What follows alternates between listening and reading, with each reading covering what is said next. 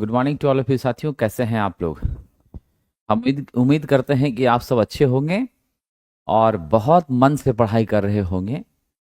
और सच में जो अभी का वक्त है वो एक एक पल के उपयोग करने का वक्त है। तो आइए बिना समय गंवाए हुए हम आपके बीच चर्चा करते हैं असिस्टेंट लोको पायलट के इलेक्ट्रीशियन ट्रेड के टेस्ट 12 के प्रश्नों के बारे में। ठीक है, आइए हमारा आज का पहला प्रश्न क्या है। हमारा आज का पहला प्रश्न है, प्रतिरोध का पारस्परिक होता है। यूं समझें तो हम रेजिस्टेंस के करस्पॉन्डिंग रेसिप्रोकल की बात करें तो वो क्या होता है। हम सभी को मालूम है कि रजिस्टर मेरे धारा को रोकता है। कुछ ऐसा अवयव होना चाहिए जो मेरे जो क्या करेगा, धारा को कंडक्ट करेगा, धारा को प्रवाहित करेगा। उसे हम G कहते हैं। G इक्वल टू 1/R होता है और इसे G का SI मात्रक होता है महो। क्या होता है साथियों? महो होता है। सेमन ने इसको खोजा था तो इसीलिए हम उसके सम्मान में S से भी सूचित करते हैं। मेरे प्रतिरोध का SI मात्रक ओम होता है। अगर आप यहां से देखना चाहें तो R इक्वल टू मेरी रो L/A होती है, जहां रो मेरी क्या है, विशिष्ट प्रतिरोध है। यह क्या है साथियों? आपका विशिष्ट प्रतिरोध है। और प्रश्न कई बार यहां से पूछा गया है कि विशिष्ट प्रतिरोध का SI मात्रक क्या होता है, तो आप ओम मीटर लिखते हैं। अगर विशिष्ट प्रतिरोध का मान हमसे पूछा जाए तो R इंटू ए बटा हम क्या करेंगे, L लिखने का काम करेंगे। ठीक इसी विशिष्ट प्रतिरोध का अगर व्युत्क्रम पूछा जाए, उल्टा पूछा जाए, तो वह क्या हो जाएगा, आपका सिग्मा इक्वल टू 1/ρ हो जाएगा। और यहां से अगर आप सिग्मा की बात करते हैं तो हमारा जो G का रिलेशन होता है, आप ध्यान दीजिएगा, G इक्वल टू सिग्मा आपका क्या होगा, A/L। क्या हो जाएगा साहब? Sigma into A/L। ये हमारी मान हो जाती है। ये हम निकालते हैं जस्ट 1/R के बदले में क्या लिखा हमने, 1/ρL/A लिखते हैं ना, ρL/A। तो A मेरा ऊपर चला जाता है, 1/ρ के बदले में सिग्मा, और L मेरी नीचे आ जाती है। इस तरीके से हम इसको एनालाइज करते हैं। और आपका जो सिग्मा है यह स्पेसिफिक कंडक्टेंस है। क्या है साथियों? ये स्पेसिफिक कंडक्टेंस है। और स्पेसिफिक कंडक्टेंस का यूनिट अगर आपसे पूछा जाए तो आप कहेंगे महो प्रति मीटर, सीमेन प्रति मीटर, या ओम इनवर्स मीटर इनवर्स। इस तरीके से कई रूपों में आप क्या कर सकते हैं, इसको व्यक्त कर सकते हैं। ठीक है, तो मेरा राइट आंसर यहां पे क्या हो जाएगा, आपका ऑप्शन नंबर ए हो जाएगा, कंडक्टेंस। क्या हो जाएगा साथियों? ऑप्शन नंबर ए हो जाएगा, कंडक्टेंस। ठीक है, reciprocal of resistance is conductance. Option number A is correct. चलिए आगे बढ़ते हैं। अगला प्रश्न है, बाइनरी संख्या 11011 का डेसिमल निकालिए। देखिए बहुत आसान तरीके से हम निकाल सकते हैं। 11011 है, ये बाइनरी में दिया है, इसका आपको डेसिमल निकालना है। तो बहुत आसान तरीके से आप बैठाइए, 1 2 3 4 5 डिजिट है, तो 1 2 2 दूनी 4, 4 दूनी 8, 8 दूनी 16, 5 डिजिट हो गया। अब जिसके जिसके सामने तो 11011, तो जो जो चीजों के सामने 1 है उसको जोड़ दीजिए। तो आपका क्या है, 16 है प्लस 8 है प्लस 2 है प्लस 1 है, तो क्या हो गया, 11 और 16 27 हो गया। तो यहाँ क्या हो जाएगा, डेसिमल में आपका 27 हो जाएगा। ऑप्शन नंबर डी क्या हो जाएगा साथियों, डेसिमल में 27 हो जाएगा। ऑप्शन नंबर डी को लेकर चलेंगे। ठीक है, आइए आगे बढ़ते हैं। अगला प्रश्न,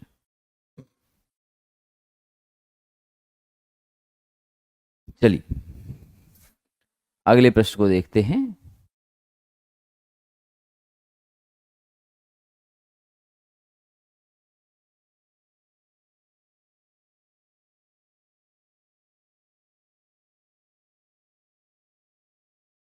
आयुष जायसवाल जी, बड़ा अच्छा आपका प्रश्न है।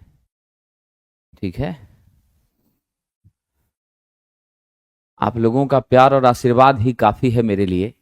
लाइक शेयर करने की बात, ये बोलने की जरूरत नहीं है। ठीक है ना? बीएसपीएसएल का सिलेबस बिल्कुल सेम है क्या? नहीं, लाइनमैन का और असिस्टेंट लोको पायलट का सिलेबस सेम है। ठीक है, लाइनमैन का और असिस्टेंट लोको पायलट का सिलेबस सेम है। आपके असिस्टेंट लोको पायलट में जो बेसिक साइंस और इंजीनियरिंग ड्राइंग है वहां से भी प्रश्न आपको कहाँ रहेंगे, लाइनमैन में रहेंगे। तो यानी आप ये समझ लीजिए एएलपी का ट्रेड का सिलेबस, एएलपी का जो ट्रेड का सिलेबस है, आप प्लस इसमें क्या कर दीजिए, आप प्लस इसमें क्या कर दीजिए, प्लस इसमें कर दीजिए बेसिक साइंस इंजीनियरिंग ड्राइंग। ऐसा करने से आपका पूरा तरह से सिलेबस क्या हो जाता है, लाइनमैन का हो जाता है। ठीक है, क्या हो जाता है, लाइनमैन का हो जाता है। ठीक, चलिए आगे बढ़ते हैं। चिंता मत करिएगा, मेरा थोड़ा स्वास्थ्य ठीक नहीं है, इसलिए आवाज थोड़ी फंस रही होगी, इसके लिए आप सभी लोगों से क्षमा चाहते हैं। ठीक है ना, क्योंकि मौसम के परिवर्तन के कारण थोड़ा स्वास्थ्य पर असर पड़ गया है, लेकिन आपकी सेवा अभी करना हमारा परम कर्तव्य है, क्योंकि एग्जामिनेशन आपके नज़दीक है, इसलिए आपका साथ एक पल के लिए भी छोड़ना उचित नहीं है। इस कारण से आपके बीच में उपस्थित हूं, बट थोड़ा सा आप कोऑपरेट करिएगा। साउंड अगर मेरी आवाज़ थोड़ी सी सही नहीं भी आ रही होगी तो थोड़ा सा आप कष्ट झेलने का प्रयास कीजिएगा। ठीक है, चलिए आज हम देखते हैं, तीसरा प्रश्न है मेरा, डीसी मोटर स्टार्टर कितने प्रकार के होते हैं। तो साथियों डीसी मोटर स्टार्टर जो हैं वह हमारे 3 प्रकार के होते हैं। सबसे पहला मेरा क्या है, 1 नंबर में है आपका 2 पॉइंट स्टार्टर, और आप जानते हैं यह जो 2 पॉइंट स्टार्टर है इसका प्रयोग हम लोग डीसी सीरीज मोटर में करते हैं। ठीक है, दूसरा मेरा है साथियों 3 पॉइंट स्टार्टर, विशेष रूप से ये बनाया गया है हमारे डीसी शंट मोटर के लिए, लेकिन हम इसका प्रयोग जो है वह कहां पर कर लेते हैं, कंपाउंड मोटर में भी। कंपाउंड का मतलब आप ये मत समझिएगा कि कोई और की चर्चा हो रही है, डीसी कंपाउंड की चर्चा हो रही है। ठीक है, उसमें भी यूज कर सकते हैं। और तीसरा इसका एडवांस वर्जन है 4 पॉइंट स्टार्टर। क्या है मेरे विद्वान साथियों, 4 पॉइंट स्टार्टर है। यहां पर क्या होता है, तो डीसी कंपाउंड और शंट दोनों के लिए हम लोग क्या करते हैं, यूज इसको भी कर सकते हैं। ये 3 मेरा हो गया।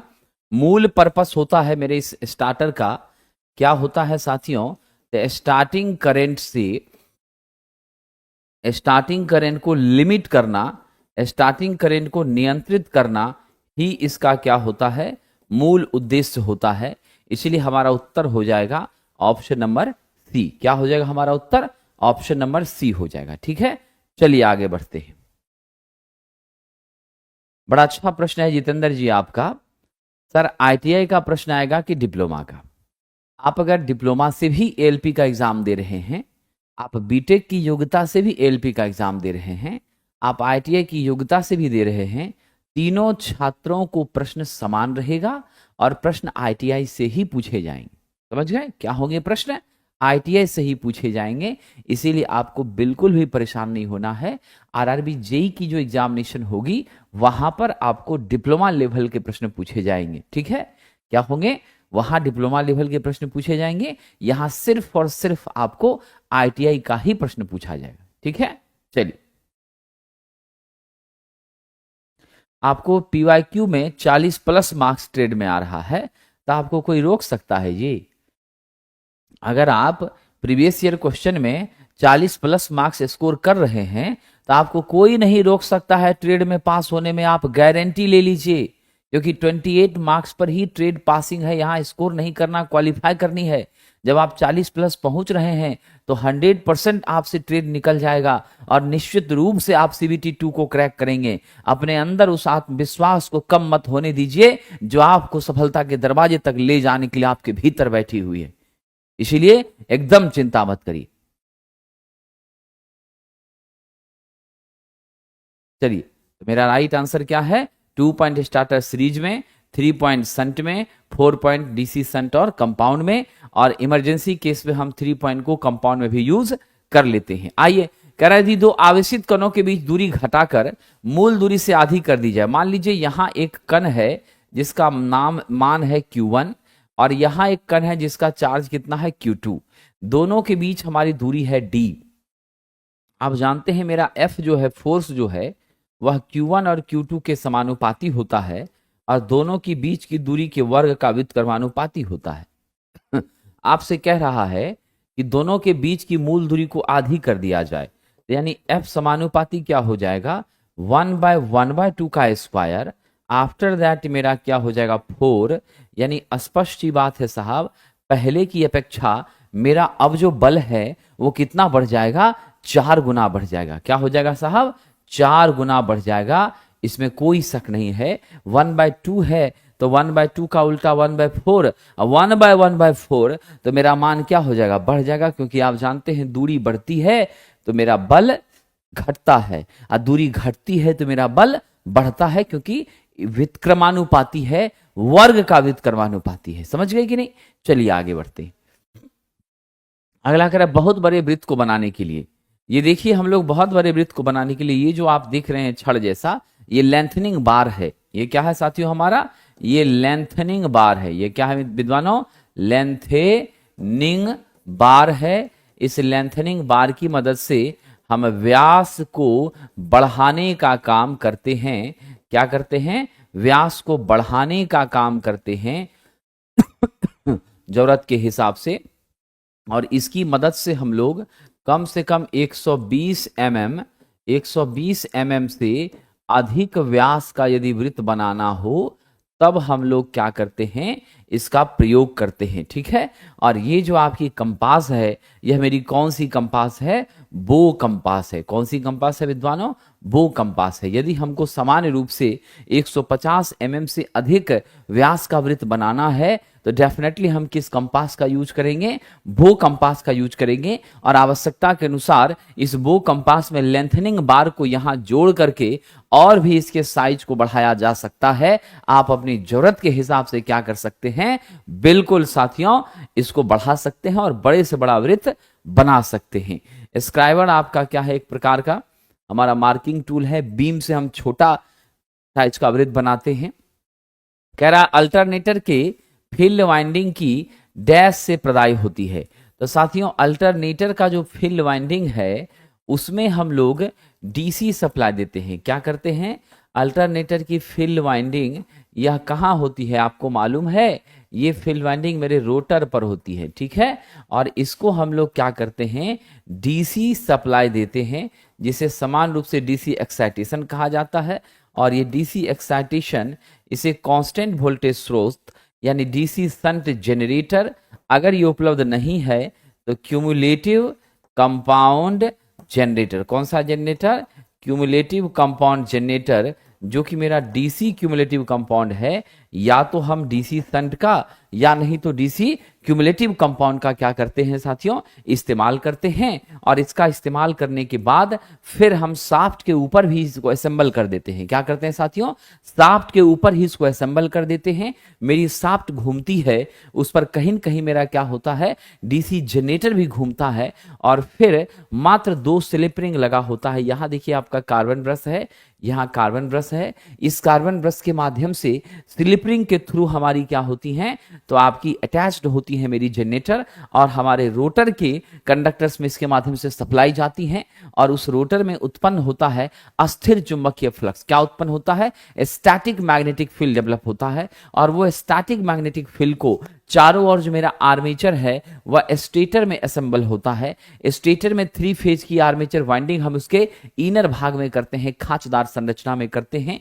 और जब अस्थिर चुंबकीय क्षेत्र को हम लोग मैकेनिकल ऊर्जा देकर घुमाते हैं तो फिर क्या होता है, ये घूमता हुआ चुंबकीय क्षेत्र अस्थिर कंडक्टर के बीच असेंबल होता है। देन हमें ईएमएफ मिल जाती है। क्या होती हैं, ईएमएफ मिल जाती हैं। मेरा सही उत्तर क्या हो जाएगा, ऑप्शन नंबर बी हो जाएगा। और इस अल्टरनेटर की खासियत है, यह डायरेक्ट उच्च मात्रा का एसी उत्पन्न करके हमें देता है। क्या करता है, उच्च मात्रा का एसी हम इससे उत्पन्न कर पाते हैं। और आप ध्यान रखिएगा साथियों, हमारी जो अत्यंत महत्वपूर्ण बात है वो ये है कि इसकी स्पीड फिक्स होती है। क्या होती है, इसकी स्पीड फिक्स होती है। और वो स्पीड होती है ns = 120 f/p होती है। और इसी फिक्स स्पीड के कारण इसे सिंक्रोनस जनित्र के नाम से भी जाना जाता है। चलिए आगे बढ़ते हैं। अगला प्रश्न है, सेफ्टी मानदंडों के अनुसार कौन सा उपकरण सेफ्टी गैजेट नहीं है। हमारे सुरक्षा के लिए कौन सा उपकरण यूज में नहीं लिया जाएगा। वेल्डिंग गॉगल, वेल्डिंग करते समय आप जो चश्मा वगैरह पहनते हैं या आगे से शीशा लगाते हैं, वो सुरक्षा के लिए है, आंखों की सुरक्षा के लिए। सेफ्टी बेल्ट, जब आप ऊंचाई पर चल रहे हैं, हाइट पर चल रहे हैं, तो ये लगा के चढ़ते हैं ताकि हम नीचे ना गिरें। सेफ्टी शूज पैरों की सुरक्षा के लिए है। ये स्क्रू ड्राइवर क्या है, ये सुरक्षा का उपकरण नहीं है, ये एक यंत्र है। यह क्या है साहब, यंत्र है। इसकी माध्यम से पेंच को हम टाइट करना, ढीला करना, खोलना, कसना, ये सब करते हैं। इलेक्ट्रिशियन का बहुत फेवरेबल इक्विपमेंट है, लेकिन ये सुरक्षा उपकरण नहीं है, सेफ्टी गैजेट नहीं है। मेरा राइट आंसर क्या होगा साथियों, स्क्रू ड्राइवर। चलिए आगे बढ़ते हैं। हमारा अगला प्रश्न है, निम्नलिखित में वह वाइंडिंग कौन सी है जिसमें प्रति फेज कॉइल की संख्या मशीन में पोल की संख्या के क्या हो, बराबर हो। बड़ा अच्छा प्रश्न है, जरा गौर कीजिएगा साथियों। हमारी स्थिति ऐसी बनती है, ये मेरे पोल का मिड सेंटर है और पोल के मिड सेंटर से कंसिक्यूटिव पोल के दूसरे सेंटर के बीच की दूरी 180 डिग्री की होती है और इस दूरी को हम पोल पिच के नाम से जानते हैं। अगर मेरी वाइंडिंग देख लीजिए इस प्रकार की हो, क्या हो साहब, मेरी वाइंडिंग इस प्रकार की हो, ध्यान देंगे, और इस प्रकार की हमारी वाइंडिंग हो, इसको मैंने पोल पिच कहा है, और मेरी वाइंडिंग इस प्रकार की है जो बिल्कुल आपके इस पोल के सेक्शन से एकदम सटी हुई हैं, और इसका दोनों किनारा जो है, जो हमारा सिरा 1 है और सिरा 2 है क्वाइल का, उसके बीच भी कितने का दूरी है, 180 का है। तो मेरे क्वाइल के दोनों एक्टिव सिरों के बीच की दूरी को हम क्या कहते हैं, क्वाइल पिच कहते हैं। और जब, ध्यान रखना, जब मेरा पोल पिच किसके बराबर हो जाए, मेरे क्वाइल पिच के बराबर हो जाए, तो ऐसी स्थिति में जो वाइंडिंग है वह आपकी फुल पिच वाइंडिंग कहलाती है। क्या कहलाती है, फुल पिच वाइंडिंग कहलाती है। और याद रखना, फुल पिच वाइंडिंग में मेरे पिच फैक्टर का मान क्या होता है, 1 होता है। फुल पिच वाइंडिंग में पिच फैक्टर का मान क्या होता है, 1 होता है। और हमारी जो साहब जी ध्यान रखिएगा, आपकी पिच फैक्टर लेस देन 1 होती है कहां पर, तो आपके शॉर्टेड पिच वाइंडिंग में। कहां पर साहब, शॉर्टेड पिच वाइंडिंग में, चॉर्डेड पिच वाइंडिंग में, जहां पर कि आपके पोल पिच से क्वाइल पिच क्या होता है, छोटा होता है। इसलिए इसका उत्तर क्या दे देंगे हम लोग, पूर्ण क्वाइल वाइंडिंग इसका उत्तर दे देंगे। ऑप्शन नंबर बी आपका क्या होगा साथियों, सही उत्तर हो जाएगा। चलिए आगे बढ़ते हैं। अगला कह रहा है, निम्नलिखित में जो तस्वीर दिखाई गई है कौन सी फाइल है। यहां आप सरफेस पर देख रहे हैं क्या होगा हमारा,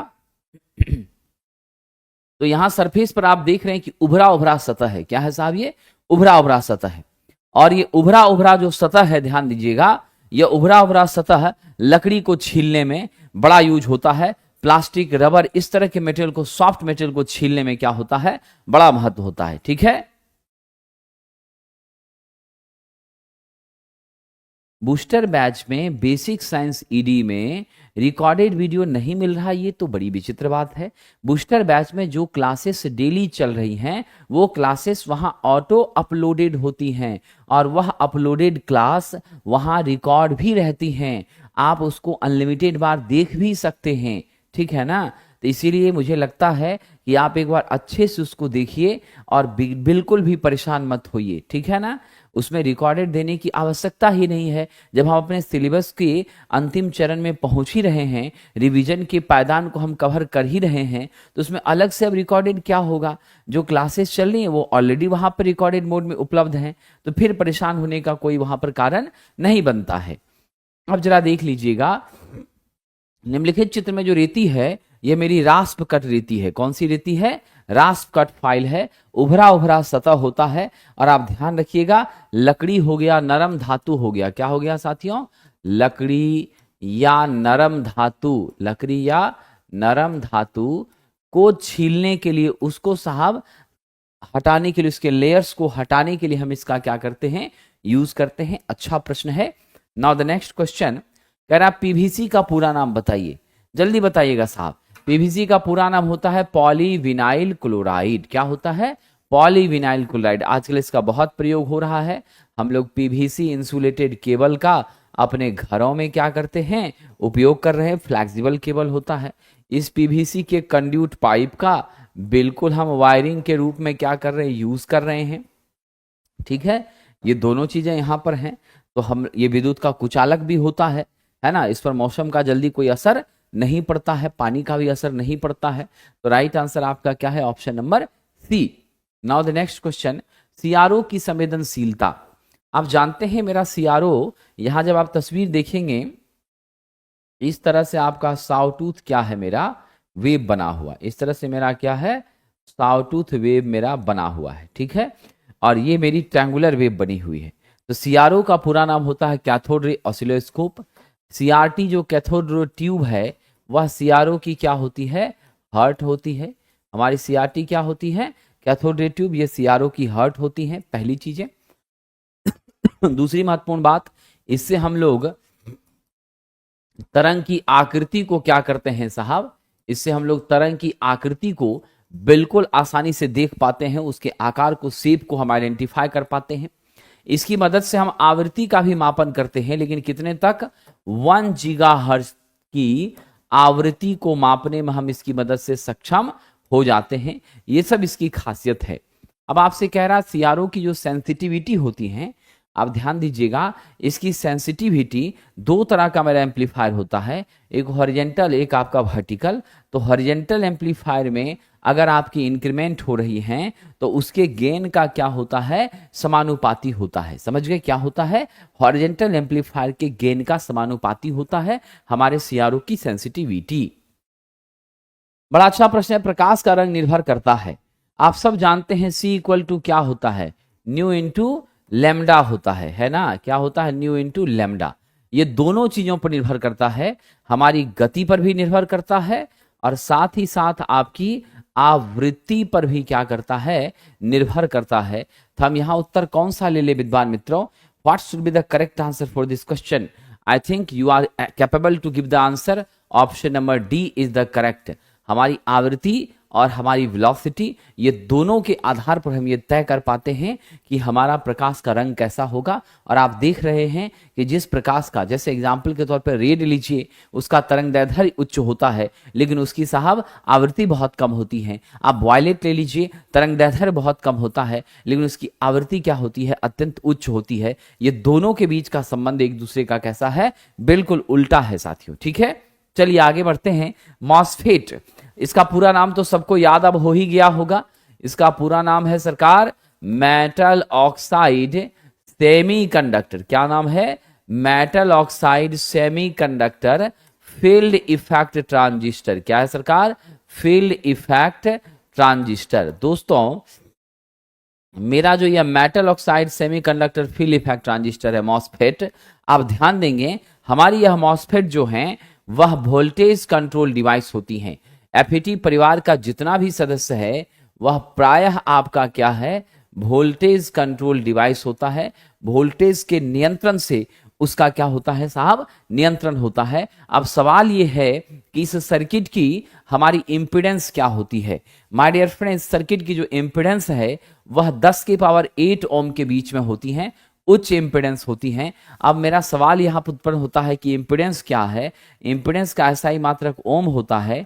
यह हमारे परिपथ में रजिस्टर, इंडक्टिव रिएक्टेंस और कैपेसिटिव रिएक्टेंस, इस तीनों की वजह से जो कंबाइंड इफेक्ट होता है जिसके कारण यह धारा को रोक पाता है, वही आपका क्या है, इंपीडेंस है। तो हम यहां प्रतिबाधा की बात करें तो नॉर्मली हमारी प्रतिबाधा इस केस में आपकी बहुत ज्यादा होती है, that having the magnitude 10 to the power 8। कितनी होती है, 10 की पावर 8 ओम के रेंज में साथियों होती हैं। ये सदैव ध्यान रखना।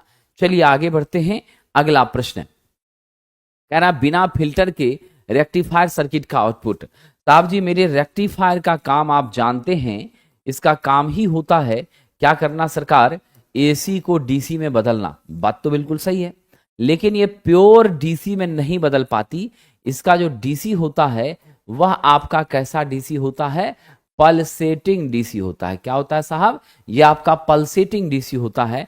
ऐसी डीसी जिसका परिमाण क्या हो रहा है, वेरिएबल है, परिवर्तनशील है। अगर आप हाफ वेव रेक्टिफायर की बात करेंगे वहां तो बहुत ही घटिया हमको आउटपुट मिलता है, इस तरीके से मिलता है, रिपल बहुत होती है। ये हाफ वेव रेक्टिफायर का है। लेकिन अगर हम फुल वेव रेक्टिफायर की बात करेंगे, उसका तस्वीर मैं नीचे बना रहा हूं, यहां थोड़ा सा सही मिलता है, इस तरीके का हमें मिलता है। लेकिन फिर भी आप देख रहे हैं कि आपको डीसी चाहिए तो कैसी चाहिए, आपको ऐसी कांस्टेंट डीसी चाहिए, है ना, आपको कैसी डीसी चाहिए, इस तरह की कांस्टेंट चाहिए, और ऐसी कांस्टेंट आपको मिल नहीं रही है। इस कांस्टेंट डीसी को पाने के लिए नेचुरली आपको क्या करना पड़ेगा, फिल्टर का इस्तेमाल करना पड़ेगा, जहां पर फिल्टर के निर्माण के लिए हम कैपेसिटर और इंडक्टर का क्या करते हैं, प्रयोग करते हैं। तो यहां जवाब क्या हो जाएगा, बिना फिल्टर का अगर है तो मेरा कैसा डीसी है, पल्सेटिंग डीसी है, कंपायमान डीसी है। इस डीसी के अंदर एसी की मात्रा नेचुरली उपलब्ध है। बिल्कुल सही कहा साहब आपने बिल्कुल पिछली क्लास में मैंने बताया भी था, हाफ वेव में रिपल फैक्टर 1.21 होगा, फुल वेव में रिपल फैक्टर कितना होगा, 0.48 होगा। मेरा उत्तर है ऑप्शन नंबर डी। चलिए, डैश का उपयोग केबल छोर को एक उपकरण से जोड़ने के लिए एवं केबल की रक्षा के लिए भी होता है। मतलब आप केबल को खींच रहे हैं ज्यादा, तो आपको याद है आप क्या करते हैं, जब किसी तार को कहीं बांधते हैं और पता चला कि खिंचाएगा तो तार खुल जाएगा, तो हम लोग उस तार को एक बार मोड़ देते हैं, मोड़ करके ऐसे बांध देते हैं। ऐसा करने से क्या होता है कि तनाव अगर पड़ता भी है तो वो तनाव हमारी उस ज्वाइंट पोजीशन तक नहीं पहुंच पाती है, जल्दी मेरा संपर्क टूटता नहीं है। तो इस काम के लिए किसका यूज करते हैं, केबल ग्लैंड का यूज करते हैं। केबल ग्लैंड केबल को जकड़ करके भी रखता है, संपर्क भी बनाता है, और तनाव को सहने की ताकत भी क्या होती है, बिल्कुल साथियों क्या होती है, तनाव को सहने की ताकत भी यहां पर प्राप्त हो जाती है, इसमें कोई शक नहीं है। तो ऑप्शन नंबर बी आपका राइट आंसर है। कह रहा एक एम्पलीफायर में किस प्रकार का संधारित्र इनपुट संधारित्र होता है। बड़ा अच्छा प्रश्न है दोस्तों, जरा सा कोशिश करिएगा आप लोग। किसी एम्पलीफायर में हमारा जो साहब आपका इनपुट कैपेसिटर होता है वो किस प्रकार का कैपेसिटर होता है। माय डियर फ्रेंड, आप याद रखना, अगर कहीं भी किसी भी एम्पलीफायर में हम कैपेसिटर का यूज करते हैं वो कपलिंग के लिए करते हैं, यानी हम अपने परिपथ की कपलिंग के लिए, सर्किट के संपर्क को स्थापित करने के लिए, इसको जोड़ने के लिए हम लोग करते हैं। और इसका एकमात्र उद्देश्य होता है कि मेरे डीसी को क्या करेगा, रोक देगा, और सिर्फ मेरे एसी को क्या करेगा, पास करेगा। ये एक विशेष खासियत किसकी होती है, मेरे कैपेसिटर की होती है। इसीलिए हम एक सर्किट को दूसरे सर्किट के साथ संबंध बनाने के लिए, एक सर्किट को दूसरे सर्किट से जोड़ने के लिए, यूं समझिए तो हम मल्टी स्टेज एम्पलीफायर के निर्माण में हम लोग क्या करते हैं, इसका विशेष रूप से प्रयोग साथियों करते हैं। Option number C is the correct answer for this question. Now भंवरधारा हानि डीसी मशीन के किस भाग में होती है। यह स्वाभाविक सी बात है, भंवरधारा हानि मेरी कौन सी हानि है, ये नेचुरली हमारी मैग्नेटिक हानि है। कौन सी लॉसेस है, मैग्नेटिक लॉसेस है। ये मैग्नेटिक लॉसेस हैं तो हमारे चुंबकीय भाग में ही होगी। तो कहां पर हमारा चुंबकीय भाग होता है, जरा देख लीजिए साहब, मुख्य रूप से यह कहां पर होती हैं, तो हमारी भंवरधारा हानि जो हमें प्रायः प्राप्त होती हैं, that has mostly at the case of armature. कहां पर प्राप्त होती हैं, आर्मीचर के केस में प्राप्त होती हैं। और यही आर्मेचर वो हिस्सा होता है जो डीसी मशीन में आपका रोटेट करता है, और इसी आर्मेचर में हमारी क्या होती है, ईएमएफ का उत्सर्जन होता है, ईएमएफ का विकास होता है। समझ गए। और ये फिल हमारी स्टेटर का पार्ट है साथियों, ये आपके स्टेटर फ्रेम की बॉडी के साथ असेंबल होता है, जिसका काम है अस्थिर चुंबकीय क्षेत्र की व्यवस्था को विकसित करना। और कम्यूटेटर का काम आप जानते ही हैं, मेरे एसी को किस में बदल देना, डीसी में बदल देना। लेकिन ये काम जनरेटर में करता है, और फिर इसी कम्यूटेटर के द्वारा डीसी को एसी में बदला जाता है। लेकिन ये काम कहाँ होता है, मोटर में होता है। ये दोनों बातें आप ध्यान रखिएगा। इट हैज डुअल कैरेक्टरिस्टिक्स, ये डीसी को एसी में भी और एसी को डीसी में भी बदलता है। ये दोनों बातें आप सदैव ध्यान रखेंगे। कह रहा है दी गई आकृति, तो जैसे ही इस फोटो में आप एम देख लीजिए, और ये रोटर का पार्ट हो गया, यहां मेरा क्या है, एक्साइटिंग कॉइल है, जो कि स्पष्ट बता रही है कि इस कॉइल में चुंबकीय क्षेत्र का विकास होगा, तभी जाके यह मोटर मेरी प्रॉपर संचालित होगी। यहां पर यह मेंशन नहीं है कि डीसी मोटर या एसी मोटर, रहता तो हम उस पर सोच लेते, लेकिन यहां स्पष्ट आप देख रहे हैं कि only it represents which type of machine, ये मोटर को रिप्रेजेंट करता है। स्पेसिफाई कर रहा है किसे साहब, बस मोटर को। बाकी सभी हमारी मोटर की प्रकार हैं, जिसका एक अलग स्वरूप होता है, but the universal structure for this is specially for motor. Voltage regulator direct क्या नियंत्रित करता है, आप जानते हैं। मेरी वोल्टेज रेगुलेटर के नाम से ही संस्कार समझ में आ रहा है, यह मेरे वोल्टेज को क्या करेगा साहब, नेचुरली कंट्रोल करेगा, कम करेगा, ज्यादा करेगा।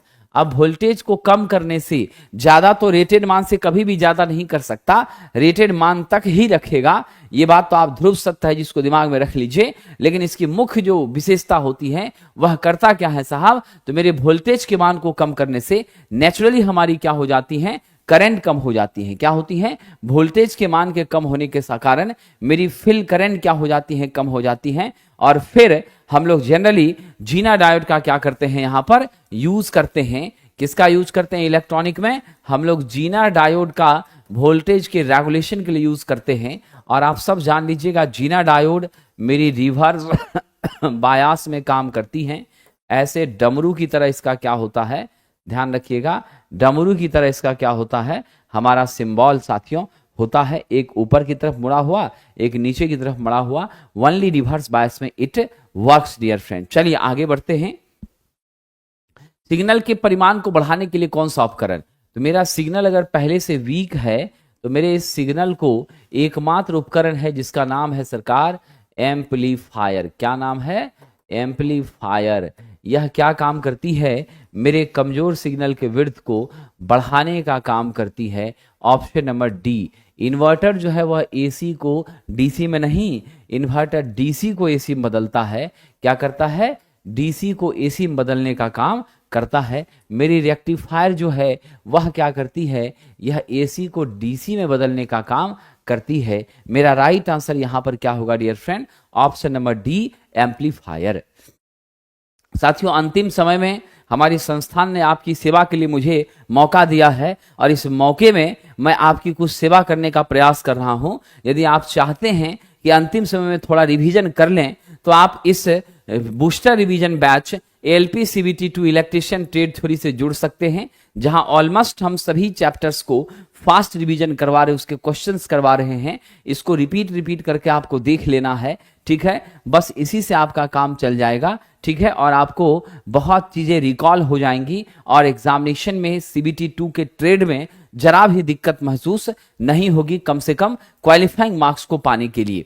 और एएलपी विशेष रूप से बेसिक साइंस और इंजीनियरिंग ड्राइंग के लिए दूसरी हमारी बैच 199 रुपए में है, जहां पे ट्रेड और बेसिक साइंस की रिवीजन की क्लासेस आपको करवाई जा रही हैं, ठीक है। ये बैचेज प्लेटफॉर्म बाय नवीन कुमार सिंह एप्लीकेशन पर मिलेगी। इससे संबंधित कोई भी जानकारी के लिए हमारे संस्थान के नंबर 7070177240 पर आप बात कर सकते हैं। चलिए आगे बढ़ते हैं। अगला कह रहा अमोनियम पर सोल्डिंग के लिए किस फ्लक्स का प्रयोग किया जाएगा, तो साहब अमोनियम के लिए जो हम सोल्डिंग करेंगे एल्युमिनियम है, नॉट अमोनियम, क्या है, एल्यूमिनियम। एल्युमिनियम के लिए जब हम सोल्डिंग करते हैं तो आप याद रखना इसके लिए हम एक अलग प्रकार का फ्लक्स लेते हैं जो मेरे सतह को साफ करता है, मेरे सोल्डर को पिघलाने में हमारी क्या करता है, मदद करता है। क्या होता है, पिघलाने में हमारी मदद करता है। तो मेरा राइट आंसर आपका क्या हो जाएगा, एल्युमिनियम के लिए जो फ्लक्स है EYRA यानी आयरा 7 और आपका क्या है, ब्रोजा है। क्या है, आयरा 7 और आपका क्या है, ब्रोजा है। ये मामला है साहब। तो हमारा क्या है, ये आयरा 7 और बरोजा है। क्या है साथियों, आयरा 7 और बरोजा है। ये ध्यान रखिएगा, option number D is the correct answer for this question. अगला प्रश्न देखिए, किस अस्पताल की अनिवार्य विद्युत प्रणाली में निम्नलिखित दो अलग अलग प्रणालियों में से कौन सा होना चाहिए। देख लीजिए साहब, अनिवार्य विद्युत प्रणाली मतलब हम इसको इमरजेंसी सप्लाई सिस्टम तो दे ही रहे हैं, मतलब वैसा हिस्सा जिसमें कभी बिजली की बाधा ना हो। और जगह कौन सा है, अस्पताल है, मतलब इमरजेंसी वार्ड जो आपका है, जहां पर उपकरण ऐसे हैं जिस उपकरण को हमेशा सप्लाई चाहिए, क्योंकि कब कौन सी इमरजेंसी होगी और उस इमरजेंसी में अगर सही समय पर डॉक्टर्स ने स्टेप नहीं लिया तो आप समझ रहे हैं क्या होगा। अगर डॉक्टर्स ने स्टेप नहीं लिया तो एक व्यक्ति जिसे कुछ समय के अंदर अगर ट्रीटमेंट चालू हो जाती, व्यवस्थाएं रहती, तो शायद उसका जीवन बच सकता था, वह अब नहीं बच पाएगा। तो इसीलिए यहां पर इंटेंस केयर यूनिट आईसीयू का पूरा नाम होता है। यहां दो चीजें अत्यंत महत्वपूर्ण है, एक हमारी आपातकालीन सिस्टम और दूसरी मेरी उपकरण प्रणाली इक्विपमेंट सिस्टम। ये दोनों सिस्टम में सप्लाई हमको कंटिन्यू 24 घंटे चाहिए ही चाहिए, क्योंकि यही दोनों जो है लोगों के जीवन को बचाने का काम करेगा। इसीलिए तो कहा जाता है कि हमारी जो अस्पताल है, जो चिकित्सालय है, वह निश्चित रूप से हमें क्या करती है, मृत्यु के मुख से बचाने का भी काम करती है। शर्त यही है कि ईमानदार प्रयास अगर किया जाए। बिल्कुल विद्यार्थी जी, प्रणव जी ने एकदम सही कहा है। आईसीयू का पूरा नाम जो मैंने आपसे बताया क्या होता है, इंटेंस केयर यूनिट होती है। क्या होती है? इंटेंसिव केयर यूनिट होती हैं, जो कि विषम परिस्थिति में, विकट परिस्थिति में हमारे जीवन को वापस अस्थिर बनाने का प्रयास वहां पर मेडिकल टीम के द्वारा किया जाता है, डॉक्टर के द्वारा किया जाता है। साथियों, एक इलेक्ट्रिक आयरन में बेस प्लेट में उष्मा आप देखते हैं प्राय त्रिभुजाकार बेस प्लेट होती है। इस पर हम लोग अभ्रक की पत्ती के ऊपर नाइक्रोम का तार क्या करते हैं, लपेटते हैं, और इस नाइक्रोम के तार को जब सप्लाई देते हैं, उष्मा का उत्सर्जन होता है। विद्युत धारा के उसमें प्रभाव H बराबर I² RT पर यह भी क्या करता है, काम करता है, इसमें कोई शक नहीं है। लेकिन आपका यह जो मेरा नाइक्रोम का तार है और मेरी अभ्रक की पत्ती है, ये बिल्कुल मेरे सोल प्लेट निचला हिस्सा जो कि मेरा बेस होता है आयरन का, इसी के ऊपर मेरी पूरी व्यवस्थाएं टिकी होती हैं, कसी होती हैं, टाइट होती हैं। इसके साथ यह सटा रहता है। और आप देखते हैं कि जब किसी भी धात्विक उपकरणों में, धात्विक वस्तुओं में एक दूसरे के साथ संपर्क के कारण जब उष्मा का संचार हो, तो वह मेरी कौन सी विधि कहलाती है?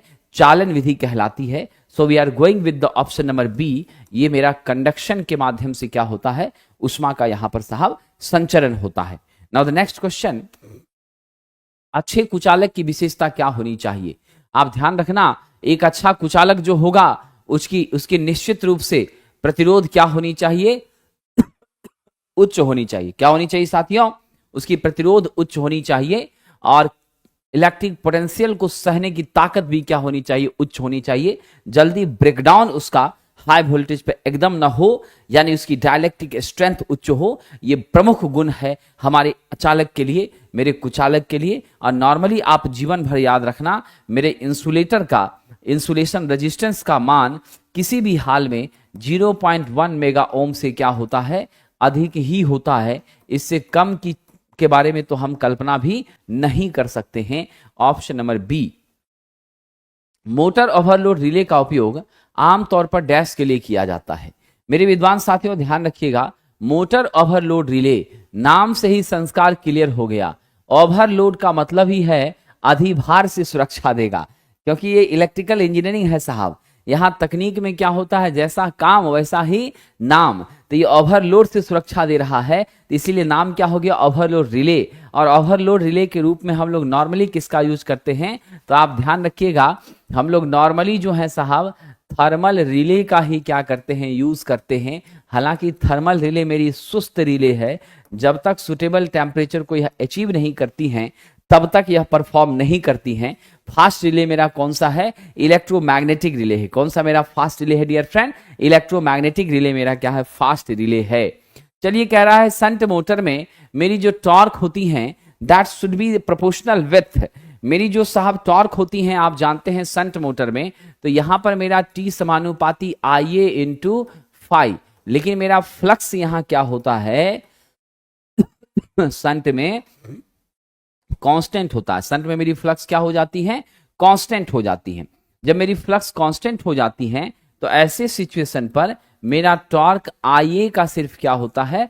समानुपाती होता है। लेकिन यही बात अगर हम कहां चले जाएं, DC सीरीज में चले जाएं, तो वहां क्या होती है? फ्लक्स कांस्टेंट नहीं होती, IA इंटू फाई होता है, जो कि फाइनली IA² में तब्दील हो जाता है। अगर हम सीरीज की बात करेंगे तो सीरीज में आप ध्यान रखिएगा, बिफोर सैचुरेशन मेरी जो टॉर्क है that is proportional with IA², और आफ्टर सैचुरेशन क्या हो जाता है? आफ्टर सैचुरेशन जब मेरा फ्लक्स कांस्टेंट हो जाता है, मेरी टॉर्क क्या होती है? IA के समानुपाती हो जाती है। ठीक है, क्या होती है? IA के समानुपाती। सैचुरेशन से पहले IA² का समानुपाती, और सैचुरेशन के बाद सिर्फ IA का क्या होता है? समानुपाती, क्योंकि उस सिचुएशन पर मेरी रेजिस्टेंस, मेरी फ्लक्स कांस्टेंट हो जाती है। ट्रांसफर की रेटिंग बड़ा ही आसान प्रश्न है, हम लोग हमेशा KVA में लेते हैं। याद रखना, अल्टरनेटर का भी रेटिंग KVA और MVA में लेते हैं। हम लोग एपरेंट पावर का भी रेटिंग कैसे लेते हैं?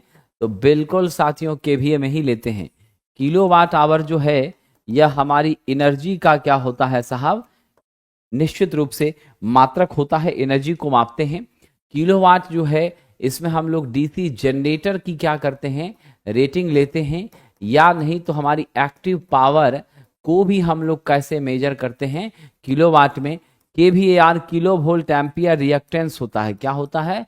Kilo volt ampere reactive. ठीक है, ये केवीएआर जो है यह मेरा रिएक्टिव पावर का क्या होता है? स्रोत होता है। रिएक्टिव पावर को हम इसके माध्यम से व्यक्त करते हैं तो ये हो जाएगा। और रिएक्टिव पावर मेरी वाटलेस पावर होती है। Q बराबर वी आई साइन फाई मेरा मान होता है। क्या होता है? Q बराबर वी आई साइन फाई होता है। ठीक है, चलिए आगे बढ़ते हैं। आगे बढ़ते हैं सरकार। ध्यान दीजिएगा, वो सभी का कट रहा है धीरज जी। 164 जो है वो सभी का कट रहा है क्योंकि वहां पर टैक्स इंक्लूडेड है। समझिए कि नहीं? आप जितना भी ऑनलाइन पेमेंट करते हैं सारी चीजों में टैक्स इंक्लूडेड होता है, इसलिए आपको वो चार्ज लगता है। ठीक है, जो कि एप्लीकेशन के ऑपरेशन का चार्ज है और प्लस टैक्स का चार्ज है, इसलिए आपका 164 लगता है। जितने भी हमारे साथी खरीदे हैं सबके साथ वही हुआ है, सबको टैक्स देना पड़ रहा है। ऐसा नहीं है कि सिर्फ व्यक्तिगत रूप से आपके लिए ही ऐसा हो रहा है। ठीक है ना? बाकी अब सरकार का नियम है, संविधान से देश को चलना है, तो उसमें हम आप बहुत कुछ नहीं कर सकते। इसके लिए आप हमें क्षमा करने का प्रयास कीजिएगा। आइए, आपका आदेश हो तो हम लोग यहां चलते हैं, आगे बढ़ते हैं। एक चैनल जो एन टाइप अर्धचालक की संकीर्ण पट्टी होता है, एक ही टाइप का, या तो एन टाइप का होगा या तो पी टाइप का होगा।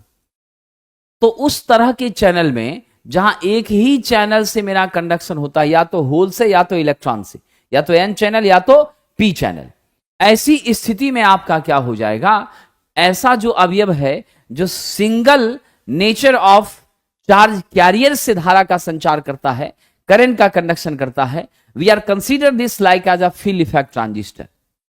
हम इसे क्या करते हैं साहब? ध्यान रखिएगा, हम इसे फील्ड इफेक्ट ट्रांजिस्टर के नाम से जानते हैं। इसके 3 टर्मिनल होते हैं। यहां ड्रेन है, ये आपका क्या है? ड्रेन है। ठीक है, ये आपकी क्या है साथियों? सोर्स है। और ये आपकी क्या है विद्वान मित्रों? गेट है। ड्रेन, सोर्स और गेट, ये तीनों हमारी हैं। अब जरा गौर कीजिएगा।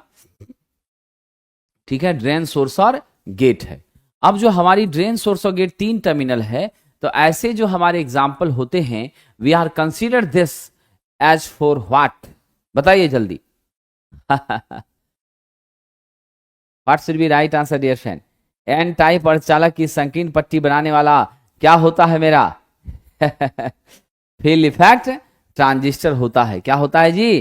फील्ड इफेक्ट ट्रांजिस्टर होता है, एफईटी होता है। समझ गए कि नहीं? तो ऑप्शन नंबर क्या हो जाएगा? मेरा डी हो जाएगा। चलिए, 3 लेयर है, 3 टर्मिनल है, इसमें कोई शक नहीं। कह रहा सिंगल फेज इंडक्शन मोटर में कैपेसिटर क्या काम करता है? तो मेरी कैपेसिटर जो है हाई स्टार्टिंग टॉर्क को डेवलप करने में हमें मदद करता है, क्योंकि मेरी सिंगल फेज जो इंडक्शन मोटर है ये आपकी नॉट सेल्फ स्टार्टिंग होती है। क्या होती है साहब? ये सेल्फ स्टार्टिंग नहीं होती है। ये क्या होती हैं? ध्यान दीजिएगा, ये हमारी नॉट सेल्फ स्टार्टिंग होती हैं। नॉट सेल्फ स्टार्टिंग होती हैं। ठीक है, और नॉट सेल्फ स्टार्टिंग होने का मुख्य रीजन था डबल रिवॉल्विंग फील्ड थ्योरी। क्या था साहब? Double revolving field theory. इस डबल रिवॉल्विंग फील्ड थ्योरी के कारण मेरी जो साइनोसॉइडल करंट थी, जो आप एसी सिंगल फेज देते थे, हाफ पॉजिटिव और हाफ निगेटिव, तो हाफ साइकिल में हमारा 180 तक टॉर्क सेटल करता था, दोबारा फिर अपोजिट डायरेक्शन में आता था। परिणाम होती थी कि नेट टॉर्क हमारी 0 हो जाती थी, plus t/2 minus t/2 that becomes 0। इस कारण से मशीन स्टार्ट हो नहीं पाती थी, तो हमें फेज को स्प्लिट करना पड़ा। और देन हमने क्या किया? लगाया, किसका प्रयोग किया? कैपेसिटर का। तो उसके माध्यम से इस मशीन को हम स्टार्ट करने में कामयाब हो पाते हैं। So we are going with the option number D. यानी आप अगर चाहते हैं कि मेरी स्टार्टिंग टॉर्क सही मिले, उच्च मिले, तो we are going with the application of capacitor with this machine.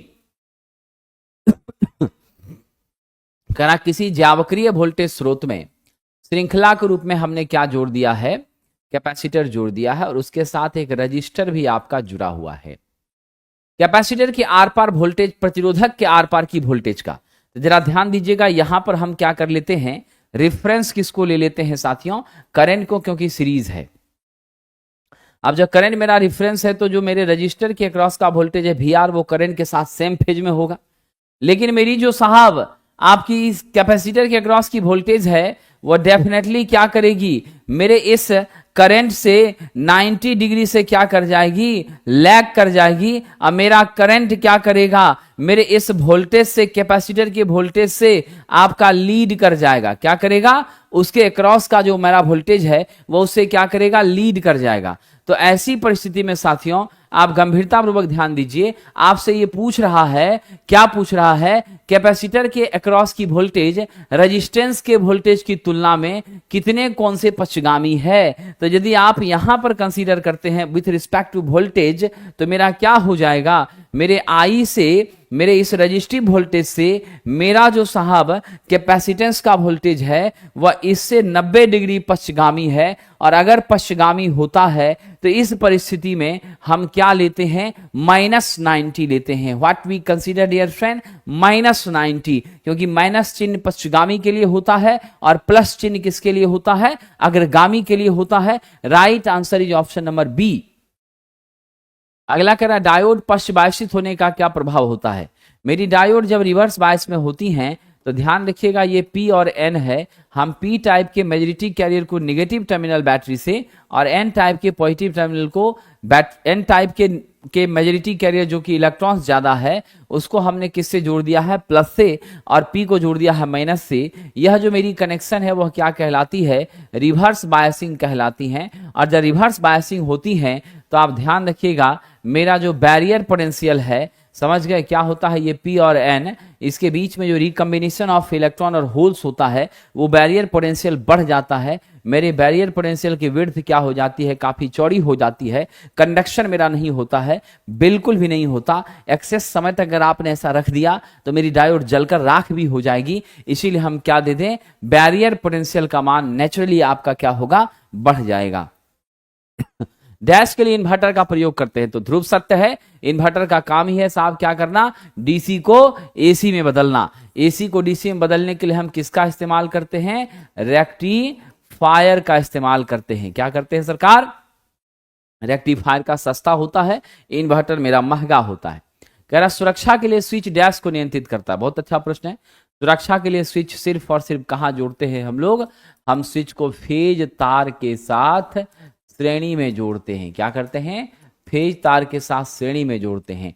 इससे क्या होता है, मेरी लाइव कंडक्टर में अगर मान लीजिए कि स्विच यहां ऑफ हो गया तो मेरी करंट का मान 0 हो जाएगी। इधर मेरे जितने भी उपकरण लगे हैं सब के सब क्या हो जाएंगे, सेफ और सुरक्षित हो जाएंगे। इधर जितने भी मेरे उपकरण लगे हैं सब क्या हो जाएंगे, सेफ और सुरक्षित हो जाएंगे। ठीक है, याद रखिएगा। तो मेरा राइट आंसर क्या हो जाएगा इसमें, what we consider the correct answer for this, we are going with which answer dear friend, जल्दी बताइए।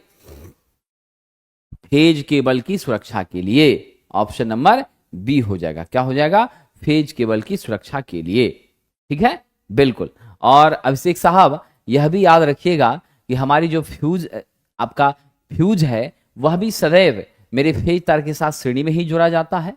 मेरी स्विच भी सदैव क्या होती है, फेज तार के साथ श्रेणी में ही जोड़ी जाती हैं। ये दोनों बातें आप क्या करेंगे, बिल्कुल याद रखेंगे। अगला प्रश्न, डैश एक स्विच है जो बिंदुओं पर संयोजित परिपथ को खोलता है। बताइए कौन सा ऐसा स्विच है जो पर्टिकुलर पॉइंट पर कनेक्टेड सर्किट एलिमेंट्स को क्या कर देता है, खोल देता है। विद्वान साथियों बड़ा ही अच्छा प्रश्न है। संपर्क टर्मिनल्स को क्या करता है, खोल देता है। तो we are going with which answer,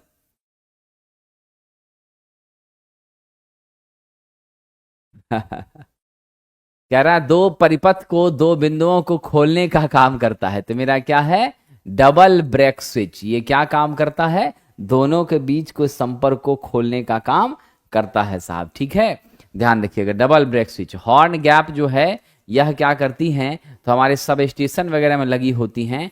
सींग की तरह इसका क्या होता है, स्ट्रक्चर होता है, और यह जो है दोनों के बीच दूरी बनाता है, संपर्क को तोड़ने का काम करता है, दोनों के बीच दूरी बनाती है। और जब दूरी ऐसे बन जाती है तो बीच में एयर मेरे आर्क को बुझाता है, आर्क को क्वेंच करता है, और फिर मेरी सप्लाई का जो आदान प्रदान हो रहा है वो आपकी क्या हो जाती है, डिस्कनेक्ट हो जाती है हॉर्न गैप के माध्यम से। स्टोरेज बैटरी की ट्रिकल चार्जिंग, आप जानते हैं लंबे समय से बैटरी का आप यूज नहीं कर रहे,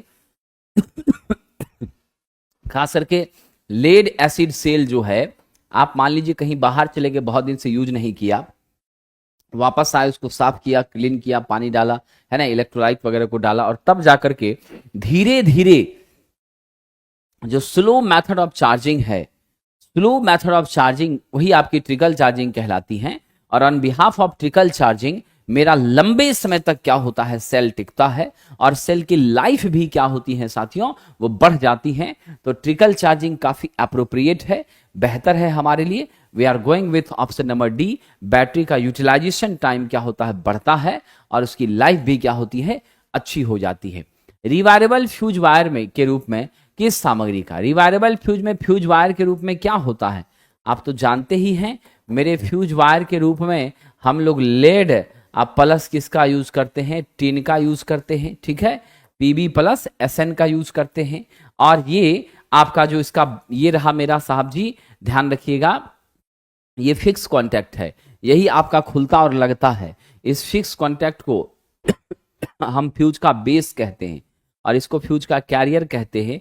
इसी में पतली तार ऐसे आपकी क्या होती है, जुड़ी होती हैं, और इस कैरियर के माध्यम से फ्यूज तार मेरे बेस के दोनों सेक्शन लाइन 1 लाइन 2 में संबंध बनाती है, और तब जाके मेरी सप्लाई जाती है। आप याद रखना, मेरा फ्यूज भी H बराबर I² RT के कंसेप्ट पर ही काम करता है। दिए गए ऑप्शन में सिर्फ लेड मुझे मैच कर रहा है, तो हम यहाँ लेड ले लेंगे, बाकी चीजों का हम प्रयोग बिल्कुल भी नहीं करेंगे साथियों, आप ध्यान रखना। और इसकी जो ऑपरेटिंग टाइम होती है फ्यूज की, हमेशा याद रखना, वह ऑपरेटिंग टाइम सबसे क्या होती है, कम होती हैं, आपके सर्किट ब्रेकर से भी कम होती हैं। और इसी फ्यूज का नाम क्या है, किट कैट फ्यूज है। क्या नाम है इसका, किट कैट फ्यूज है, बिल्कुल इसको ध्यान रखिएगा, ठीक है। चलिए आगे बढ़ते हैं। निम्नलिखित दैनिक उपयोग के उपकरणों में से किसे भू संपर्कन की जरूरत नहीं है। गीजर को चाहिए, रेफ्रिजरेटर को चाहिए, ऑटोमेटिक वाटर हीटर को चाहिए, लेकिन ऐसा उपकरण जिसका बाह्य बॉडी किस चीज से बना है, जिसका बाह्य बॉडी आपका प्लास्टिक से, फाइबर से बना है। क्या है सरकार, प्लास्टिक फाइबर से बना है, जो स्वाभाविक रूप से विद्युत की क्या है, कुचालक है, इंसुलेटर है। उन सब की अर्थिंग करने की कोई जरूरत नहीं है। अर्थिंग जब भी होता है मेटालिक पार्ट का होता है, जब भी होता है क्या होता है, हमारे धात्विक भाग की क्या होती है साहब, अर्थिंग होती है, तभी जाकर के हमारा जीवन सेफ और सुरक्षित होता है। We are going with the option number B. किसके लिए उच्चतम स्तर की प्रदीप्ति आवश्यक होती है, बड़ा अच्छा प्रश्न है, जरा कष्ट करिएगा आप लोग। किसके लिए इल्यूमिनेशन आपको जबरदस्त देना पड़ता है। एक तो सबसे छोटी बात आप जान लीजिएगा, हमारी इल्यूमिनेशन जो होती है समान रूप से वो फ्लक्स पर यूनिट एरिया होती है, इसे हम लोग ल्यूमेन प्रति मीटर स्क्वायर में व्यक्त करते हैं। और यही मेरा क्या हो जाता है साहब, लक्स हो जाता है, यही मेरा क्या होता है, लक्स होता है, क्योंकि 1 ल्यूमेन प्रति मीटर स्क्वायर किसके बराबर है, 1 लक्स के बराबर है। अब कह रहा बेडरूम, तो ध्यान रखिएगा, बेडरूम में नॉर्मली हम लोग 150 लक्स से ज्यादा का प्रकाश नहीं रखते। हॉस्पिटल रूम की बात है, यहां भी 150 लक्स रखते हैं। ऑपरेशन थिएटर रूम की बात अलग है, ऑपरेशन थिएटर में ज्यादा लेते हैं। रेलवे वगैरह में हम लोग वही आपका 20 से 50 लक्स बहुत हो गया, लेकिन प्रूफ रीडिंग के लिए आपको 200 से 500 लक्स कम से कम लेना पड़ता ही है, क्योंकि ये महीन काम है। इसीलिए सबसे ज्यादा जो मुझे इल्यूमिनेशन की जरूरत पड़ेगी वो कहां पर पड़ेगी, तो आप ध्यान रखिएगा, नेचुरली हमारा कहां पड़ेगी, प्रूफ रीडिंग में पड़ेगी। हालांकि रेलवे के लिए 10 से 15 भी लिया जाता है, हमने यहां पर 20 से 50 इसलिए लिख दिया कि आजकल रेलवे का क्या हो गया है, बहुत ज्यादा साज सज्जा हो गया है, बहुत ज्यादा रेलवे में मतलब चमक दमक बढ़ा दी गई हैं, लाइटें वगैरह विशेष रूप से लगा दी गई हैं। इसलिए हम थोड़ा सा क्या किए अग्रहरि जी, मान को थोड़ा बढ़ा दिए। पुराने जमाने में तो अंधेरा रहता था, लेकिन अब तो रेलवे स्टेशन भी पूरा झकाझक करता है, वहां भी रोशनी बहुत जबरदस्त होती है। अभिषेक जी, यहाँ 200 से 500 हमने लिया है, यंग जनरेशन के बच्चे हैं तो आराम से काम कर सकते हैं। उम्र धीरे धीरे बढ़ता जाएगा, लक्ष्य बढ़ता जाएगा, तब तो आपको 1500 1000 प्लस का रेंज लेना ही पड़ेगा। तो अल्टीमेटली मेरा सही उत्तर, आप 1000 प्लस में चलिए कि 500 700 10 1000 में चलिए, स्वाभाविक सी बात है मेरा कौन ज्यादा है, मेरा प्रूफ रीडिंग ही सबसे ज्यादा क्या कर रहा है साथियों, तो इल्यूमिनेशन की दरकार कर रहा, रिक्वायरमेंट है। कह रहा है सरकार थर्मोकपल, अच्छा प्रश्न है, ध्यान दीजिएगा। थर्मोकपल किस सिद्धांत पे काम करता है? ये सीबैक इफेक्ट पे काम करता है। किस पे काम करता है? सीबैक इफेक्ट। ये सीबैक इफेक्ट क्या है? ये सीबैक इफेक्ट कहती है कि दो डिसिमिलर मेटल, ये वायर ए है, ये वायर बी है, दो डिसिमिलर मेटल का हमने प्रयोग किया है क्लास ए क्लास बी, और इस दोनों के बीच तापमान का अंतर, यहां पर आपने हॉट जंक्शन, यहां पर आप क्या करते हैं, तापमान का अंतर इसके बीच होता है। ऑन बिहाफ ऑफ दिस, हमारी यह धारा का क्या करता है, प्रवाह कराता है। क्या करता है?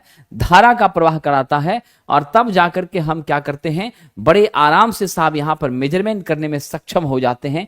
यह फिनोमिना मेरी कौन सी है? सीबैक इफेक्ट है। लेंज लॉ आप जानते हैं, कॉजेज अपोज द रीजन, ठीक है, क्या जानते हैं? कॉजेज अपोज द रीजन, जिसके कारण उत्पन्न हुआ उसी का विरोध कर रहा है। पेल्टियर प्रभाव जो होता है, कह रहा कि जब धारा दो असमान, यहां पर क्या हुआ, दो असमान मेटल में, यहां पर हुआ है कि दो असमान मेटल में हमने तापमान देने का प्रयास किया है, जिससे टेम्परेचर के डिफरेंस की वजह से हमारी क्या हो गई, धारा का संचार हुआ, सीबैक इफेक्ट। लेकिन दो असमान धातुओं में जब धारा का संचार करते हैं तो उसके जंक्शन पॉइंट पर क्या होता है, हीट या कोल्ड स्थिति बनती है। वह मेरी क्या कहलाती है साथियों? वह मेरी कहलाती है पेल्टियर इफेक्ट। तो we are going with the right answer for option number B. चलिए आगे बढ़ते हैं। अगला है, एक शुद्ध प्रतिरोध में इंस्टेंटेनियस वोल्टेज करंट के साथ क्या होता? बहुत अच्छी बात है। अगर हम लोग प्योर रजिस्टर की बात करें तो प्योर रजिस्टर में एसी में मेरी करंट और वोल्टेज दोनों आपकी क्या होती हैं, सेम फेज में होती हैं। क्या होती हैं साहब? सेम फेज में होती हैं। और यहां पर फाई का मान होता है 0 डिग्री, और ऐसे केस में मेरी पावर फैक्टर हो जाती है cos 0 बराबर 1। क्या हो जाती है मेरी पावर फैक्टर? cos 0 बराबर 1 हो जाती है। यूनिटी पीएफ मिलता है। We are going with the right answer for this. In phase होती है ऑप्शन नंबर सी। क्या हो जाती है साथियों? इन फेज हो जाती है, ऑप्शन नंबर सी हो जाती है। कह रहा 600 वोल्ट के अधिकतम वोल्टेज पर संचालित किए जा सकने वाले उपकरण के लिए आवश्यक इंसुलेटिंग टेस्टिंग वोल्टेज कितना होना है? 600 पर अगर आप काम कर रहे हैं तो 500 100 300 तो कभी नहीं होगा। जब भी होगा लगभग दुगुना के आसपास होगा। तो दुगुना 1200, उसके नजदीक कौन है? 1000 है। तो हम याद रखेंगे, अगर 600 वोल्ट के उपकरण की टेस्टिंग करनी है, we must require minimum 1000 volt for the purpose of testing. अगला कह रहा, स्विच और एसेसरीज बॉक्स में भू संपर्कित करने की जरूरत नहीं है यदि वो डैश से बने हो। यदि वो किस चीज से बने हो, जल्दी बताइएगा। पीवीसी बॉक्स से बने हो। अगर पीवीसी बॉक्स से बना है, इंसुलेटिंग सामग्री का बना है, और यहां पर ध्यान रखिएगा साहब कि हमारा मेटल का अगर नहीं बना है तो इसको अर्थिंग देने की कोई जरूरत नहीं है। ये आप हमेशा के लिए याद रखिएगा। In this case we are going with the option number B, not B, A. किसके साथ जाएंगे? ऑप्शन ए के साथ जाएंगे। पीवीसी बॉक्स है, इंसुलेटिंग मटेरियल है, इसलिए हम लोग ए को स्वीकार यहां पर करेंगे। चलिए अगला प्रश्न, व्हीटस्टोन ब्रिज में गैल्वेनोमीटर में कितना करंट पास होता है? बड़ा ही कठिन प्रश्न पूछ दिया है। व्हीटस्टोन ब्रिज के माध्यम से हम मध्यम प्रतिरोध मापते हैं। क्या मापते हैं? मध्यम अननोन प्रतिरोध मापते हैं। इस प्रतिरोध का मान होता है कितना साहब? आपका होता है 1 ओम से 0.1 मेगा ओम। इसी को लिखा जाएगा 100 किलो ओम। इसी को लिखा जाएगा 1 लाख ओम। तो इतना रेंज मेरा किसका होता है? मीडियम रेजिस्टेंस का होता है। ठीक है, अब यहां पर आप ध्यान दे दीजिएगा, जब मेरे गैल्वेनोमीटर से होकर जाने वाली करंट का मान क्या होता है? मेरी करंट जब यहां 0 हो जाती है गैल्वेनोमीटर वाली, तो आप ध्यान रखेंगे ब्रिज बैलेंस होती हैं। और जब ब्रिज बैलेंस होती हैं तो P इंटू एस बराबर Q इंटू आर हो जाता है। कोना कोनी एक दूसरे का क्या होता है? मल्टीप्लीकेशन। P इंटू एस क्या हो जाएगा, P इंटू एस बराबर आपका Q इंटू आर। अगर R अननोन है तो आप क्या करिएगा, PS बटे Q करके इसका मैग्नीट्यूड आप निकाल सकते हैं। तो हमारा राइट आंसर क्या होगा, हमेशा क्या होना चाहिए, मेरे गैल्वेनोमीटर से जाने वाली करंट का मान क्या होना चाहिए, रेजिस्टेंस से विभाजित होने वाले गैल्वेनोमीटर के अक्रॉस के वोल्टेज के समान होना चाहिए। और ऐसा होगा तो क्या हो जाएगा, शून्य हो जाएगा। गैल्वेनोमीटर के रेजिस्टेंस से विभाजित गैल्वेनोमीटर के अक्रॉस वोल्टेज के क्या होना चाहिए, समान। और जब समान होगा तो करंट क्या हो जाएगी, जीरो हो जाएगी। तो हम किस उत्तर के साथ आगे बढ़ेंगे, मुझे जरा बताइए जल्दी से आप लोग।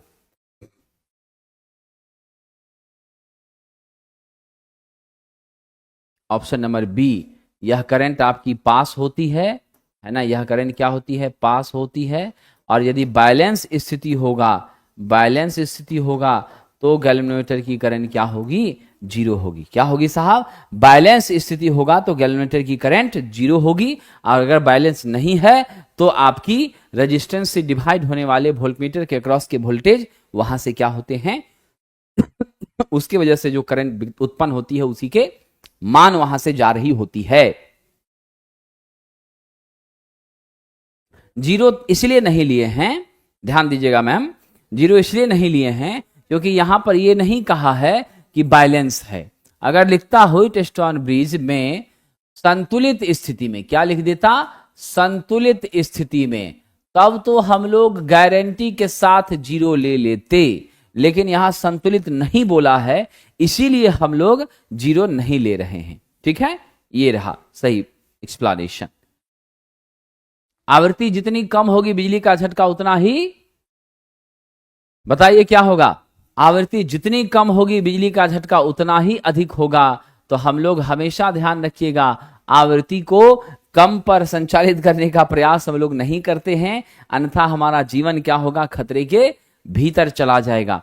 फ्लेमिंग के बाएं हाथ का नियम क्या बताता है, तो बाएं हाथ का नियम बताता है चालक के गति की दिशा यानी बल की दिशा बताता है। इसलिए हम इसका प्रयोग कहाँ करते हैं, मोटरों में करते हैं, याद रखना। और जो मेरी राइट हैंड रूल है उसका प्रयोग हम कहाँ करते हैं, जनरेटर में करते हैं। तो इसीलिए हम क्या कहें यहाँ पर, बाएं हाथ का नियम इंगित करता है, तो करता तो है धारा की दिशा, गति की दिशा, फ्लक्स की दिशा, लेकिन कह रहा नहीं करता है। तो यह वोल्टेज को नहीं बताता है, यह ईएमएफ के मान को, इंड्यूस ईएमएफ को बिल्कुल भी नहीं बताता। तो नहीं यहां पूछा है, तो नहीं पूछा है तो क्या लेंगे, ए लेंगे। हाँ में तो तीनों है, हाँ में तीनों है। अगला प्रश्न है, पारेषण लाइन में फीडर किसको बिजली भेज रहा है। आप देखते हैं मेरे ट्रांसमिशन लाइन में जो मेरा फीडर है सब स्टेशन से सब स्टेशन को या डिस्ट्रीब्यूटर को सप्लाई भेजने का काम करता है ना। और मेरी डिस्ट्रीब्यूटर से कौन जुड़ा है, कंज्यूमर जुड़ा है। ये जो मेरी लाइन है ये मेरी सर्विसमैन है, क्या है ये, सर्विसमैन है जो कंज्यूमर के घरों तक पहुंचती है।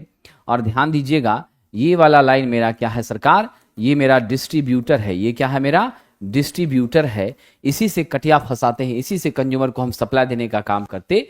हम फीडर से कभी भी कटिया नहीं फंसाते। मेरा फीडर किसको बिजली भेज रहा है, तुरंत झटके में जवाब दीजिए, डिस्ट्रीब्यूटर को भेज रहा है। किसको भेज रहा है, डिस्ट्रीब्यूटर को भेज रहा है। इंडस्ट्रियल वायरिंग एप्लीकेशन के लिए किसे हरे रंग से कोडित किया जाता है। तो इंडस्ट्रियल वायरिंग एप्लीकेशन के लिए हम अर्थ वायर को सदैव किससे करते हैं, तो ध्यान रखिएगा ग्राउंड वायर को सदैव हरे रंग से किया जाता है। न्यूट्रल को सदैव काले रंग से किया जाता है। न्यूट्रल को सदैव ब्लैक कलर से हम लोग सूचित करने का काम करते हैं। निम्नलिखित में कौन सी मशीन विद्युत ऊर्जा को यांत्रिक ऊर्जा में बदलती है। तो मेरी जो विद्युत ऊर्जा को यांत्रिक में बदलती है वो तुल्यकाली मोटर है। इसके इनपुट में हम लोग दोनों तरह की सप्लाई देते हैं। AC 3 फेज तो हम इसके फील्ड को देते हैं, और DC सप्लाई हम लोग किसको देते हैं, इसके रोटर को देते हैं।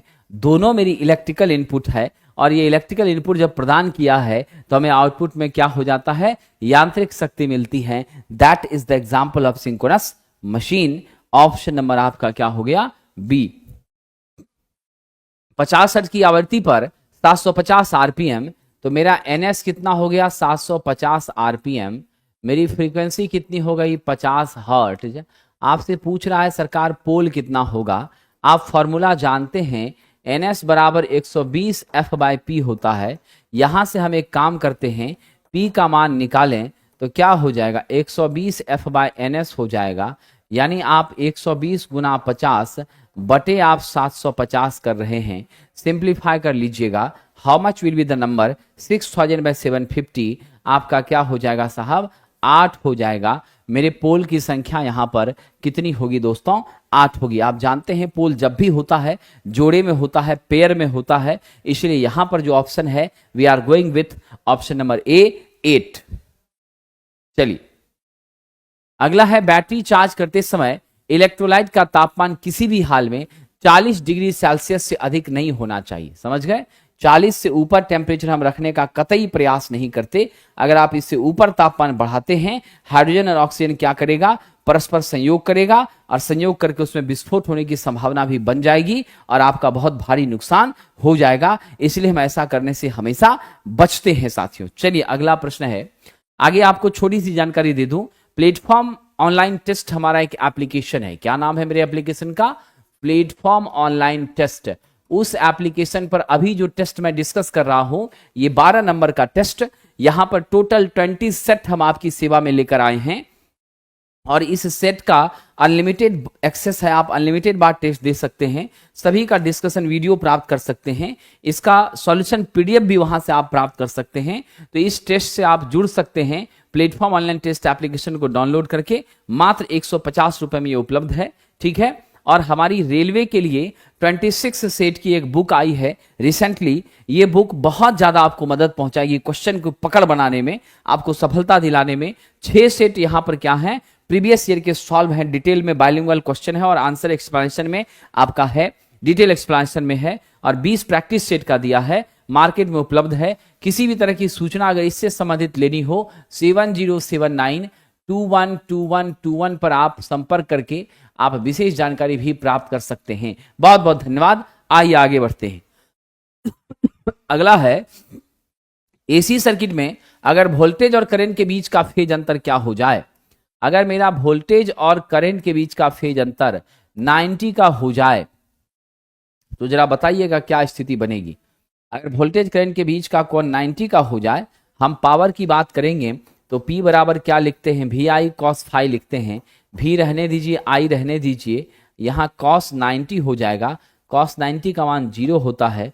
टोटल शक्ति मेरी क्या हो जाएगी, 0 हो जाएगी। इसीलिए यह 90 का जो मेरा अंतर है यह हमारे लिए कहीं से भी एक्सेप्टेबल एंड एडजस्टेबल नहीं है, बहुत नुकसान का सौदा है। साथियों कह रहा है ट्रांसफार्मर की वाइंडिंग के लिए कौन सा वायर ज्यादा बेहतर माना जाता है। तो हम ट्रांसफार्मर की वाइंडिंग के लिए हमेशा याद रखना सुपर इनामेल कॉपर वायर का यूज करते हैं। लचीली होती हैं, क्या होती हैं, लचीली होती हैं। साथ ही साथ इस पर हम लोग वार्निश्ड कर देते हैं, जिससे आपकी क्या होती है साहब, शॉर्ट करने की चांसेस नहीं होती। और मेरा कॉपर बहुत ही बेहतर क्या होता है, विद्युत का सुचालक है। इसलिए भी this is the perfect choice for the purpose of winding using in the case of transformer. अगला है, निम्न शक्ति गुणक का कारण समानतः क्या है, क्या नहीं है। तो साहब इनकैंडेसेंट बल्ब जो है यह यूनिटी PF को मेंटेन करता है, क्योंकि कैसा अवयव है यह रेसिस्टिव लोड है। कैसा लोड है, रेसिस्टिव लोड है। यहां पर हम लोग फिलामेंट के रूप में टंगस्टन का यूज करते हैं और टंगस्टन का जो है वह कैसा लोड है मेरा, टंगस्टन रेजिस्टिव लोड है। तो ऑप्शन नंबर क्या है, ए, यह कोई नुकसान नहीं पहुंचाता। इंडक्शन मोटर में मेरी PF लो होती है, सीलिंग पंखा भट्टी इन सब में मेरी PF क्या हो जाती है साथियों, ध्यान रखना, लो हो जाती है, मिनिमम हो जाती है। ये सब मेरा इंडक्टिव लोड का क्या है सरकार, एग्जाम्पल है। कह रहा घरेलू सीलिंग पंखा डैश का उदाहरण है। तो दोस्तों ध्यान दीजिएगा, मेरा जो घरेलू सीलिंग पंखा है किस चीज का उदाहरण है, तो मेरे घर में जो सीलिंग पंखे हैं वो प्रायः क्या होते हैं, सिंगल फेज इंडक्शन मोटर होते हैं। और वह भी कैसे साहब, परमानेंट आपका मैग्नेट, ठीक है, परमानेंट मैग्नेट सिंगल फेज आपका इंडक्शन मोटर। हर एक परिस्थिति में इसके साथ क्या होता है, एक आपका कैपेसिटर जुड़ा होता है। सॉरी, यहां मैग्नेट मैंने मिस लिख दिया, गलत लिख दिया। परमानेंट कैपेसिटर हो जाएगा सिंगल फेज इंडक्शन मोटर। क्या हो जाएगा, permanent capacitor, not magnet dear friend, ठीक है, करेक्ट कर दिया मैंने। Permanent capacitor single phase induction motor. क्या हो गया? Permanent capacitor single phase induction motor. और यहां जो कैपेसिटर मेरी लगी होती हैं, ये कैपेसिटर आपकी कौन सी होती हैं? याद रखना, इलेक्ट्रोलाइटिक कैपेसिटर होती हैं। क्या होती हैं? इलेक्ट्रोलाइटिक कैपेसिटर होती हैं। इसका मान 1.5 माइक्रोफेराड से लेकर के 2.5 माइक्रोफेराड के बीच हुआ करता है। क्या होता है? 1.5 से लेकर के 2.5 माइक्रोफेराड के बीच इसका जो है साहब मान हुआ करता है। चलिए, निम्नलिखित में कौन से संयोजन में उभयनिष्ठ उदासीन बिंदु होता है? बड़ा अच्छा प्रश्न है, आप सबको याद अब हो गया होगा। ये मेरी आर है, ये वाई है, ये बी है। मेरा सीक्वेंस 3 फेज का पॉजिटिव सीक्वेंस भारत में क्या होता है? आर वाई बी होता है। इस पॉइंट पर तीनों के तीनों मेरे फेज के तार क्या हो रहे हैं? आकर जुड़ रहे हैं। यानी स्पष्ट है साथियों, यहां से जो तार निकालेंगे तो ये पॉइंट मेरा क्या होगा? न्यूट्रल पॉइंट होगा, उदासीन बिंदु होगा। यहां से जो हम तार निकालेंगे वह मेरी क्या होगी साहब? न्यूट्रल वायर होगी। और बैलेंस कंडीशन में ध्यान रखना, न्यूट्रल से होकर जाने वाली करंट का मान क्या होना चाहिए? 0 होना चाहिए। So we are going with the option A star. और जब इसकी चर्चा मैंने किया है तो 3 फेज के इस सिस्टम में याद रख लेना, मेरा line voltage √3 time phase voltage के होता है। मेरा फेज वोल्टेज लाइन का 1/√3 टाइम्स होता है। मेरी फेज करंट यहां पर लाइन करंट के क्या होती हैं? समान होती हैं। हम ऑप्शन नंबर ए के साथ क्या करें? आगे बढ़ जाते हैं साथियों। अगर किसी कंडक्टर में 40 कूलम का चार्ज 4 सेकंड से ज्यादा तक प्रवाहित हो रहा है, आई बराबर आप क्या जानते हैं? Q/T जानते हैं। क्वेश्चन ने Q आपको 40 कूलम कहा है, टाइम आपको 4 कहा है, बराबर 10 कूलम प्रति सेकंड हो जाएगा। We are going with the option number this 10 ampere, क्योंकि हम जानते हैं ampere equal to coulomb by second मेरा क्या होता है? रिलेशन होता है। इसलिए हम किस उत्तर के साथ जाएंगे? ऑप्शन नंबर बी के साथ माय डियर फ्रेंड हम चले जाएंगे। अगला, निम्न शीर्ष और हाई डिस्चार्ज के लिए ध्यान रखिएगा, लो हेड हाई डिस्चार्ज, मैं आपको तीनों बता देता हूं, जरा बताइएगा कौन सा होगा साथियों, कमेंट करिए। लो हेड हाई डिस्चार्ज, ये वाटर हाइडल प्लांट का ये क्या है के बारे में पूछा जा रहा है। किसके बारे में पूछा जा रहा है सरकार? ये हाइडल प्लांट के बारे में पूछा जा रहा है। और in this situation low head और हाई डिस्चार्ज होगा तो मेरी कैप्लान टरबाइन होगी। क्या होगी? मेरी कैप्लान टरबाइन होगी। लो हेड में मेरे वाटर हेड का साइज 30 मीटर से कम होता है, मैक्सिमम 30 मीटर तक होता है। ये पहला आप याद रख लेना। दूसरा मुझे बताइए जल्दी से, हमारा जो दूसरा पॉइंट है वो क्या है? वह है medium head and medium discharge. क्या होता है? Medium head and medium discharge, यानी आपका जो पानी का डिस्चार्ज है इसका साइज 30 मीटर से लेकर के 100 मीटर तक वाटर हेड का होता है। इसके लिए हम लोग किसका यूज करते हैं? फ्रांसिस का यूज करते हैं। तीसरा मेरा क्या हो गया? High head low discharge. क्या हो गया? High head and low discharge. इसके लिए हम लोग किसका यूज करते हैं? पेल्टन व्हील का यूज करते हैं।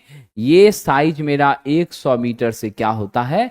ऊपर का होता है वाटर हेड का। तो याद रखेंगे आप लोग, low head high discharge Kaplan turbine, आपका medium head medium discharge Francis turbine, आपका high head low discharge Pelton wheel turbine. ये बहुत इंपॉर्टेंट है for the purpose of examination. इसको जरूर आप रिमाइंड कर लीजिएगा ताकि एग्जामिनेशन में अगर ये रिपीट करे तो वहां आप आसानी से जवाब दे सकें। तो यहां पर मेरा उत्तर हो जाएगा Kaplan turbine, option number B. अगला करें, इलेक्ट्रिक आर्क फर्नेस में जो इलेक्ट्रोड होता है डेफिनेटली वो किसका बना होता है? कार्बन का बना होता है। ध्यान रखिएगा, किसका बना होता है? कार्बन का बना होता है। साथियों, प्रतिरोधक ऊर्जा को किस रूप में विलुप्त करता है? तो मेरी जो रेजिस्टेंस है, एनर्जी बराबर P इंटू टी जानते हैं, तो V² बटे R इंटू टी हो जाएगा। आई स्क्वायर आर इंटू टी हो जाएगा। ये मेरी एनर्जी है, ये उष्मा का जो बर्बादी करती है, H बराबर आई स्क्वायर आर टी के रूप में क्या करती है, हीट के रूप में क्या करती है, मेरे उष्मा को विलुप्त करता है, खपत करता है, कंज्यूम करता है, बर्बाद करता है। We are going with the option number A dear friend. ठीक है, चलिए अगला प्रश्न। अब कह रहा है किस विकल्प के दौरान पी टर्मिनल बैटरी के धनात्मक से और एन टर्मिनल ऋणात्मक से। बड़ा अच्छा प्रश्न है, बहुत बार मैंने आपसे चर्चा किया है। अगर पी मेरा किससे जुड़ जाए, पी मेरा किससे जुड़ जाए, धनात्मक से और एन मेरा ऋणात्मक से। पी में होल्स मैग्नेटिक कैरियर होता है पॉजिटिव चार्जेस, इसमें इलेक्ट्रॉन मैग्नेटिक कैरियर होता है नेगेटिव चार्जेस। अब ऐसा कनेक्शन यदि हो जाए, इसे हम लोग फॉरवर्ड बायस कहते हैं।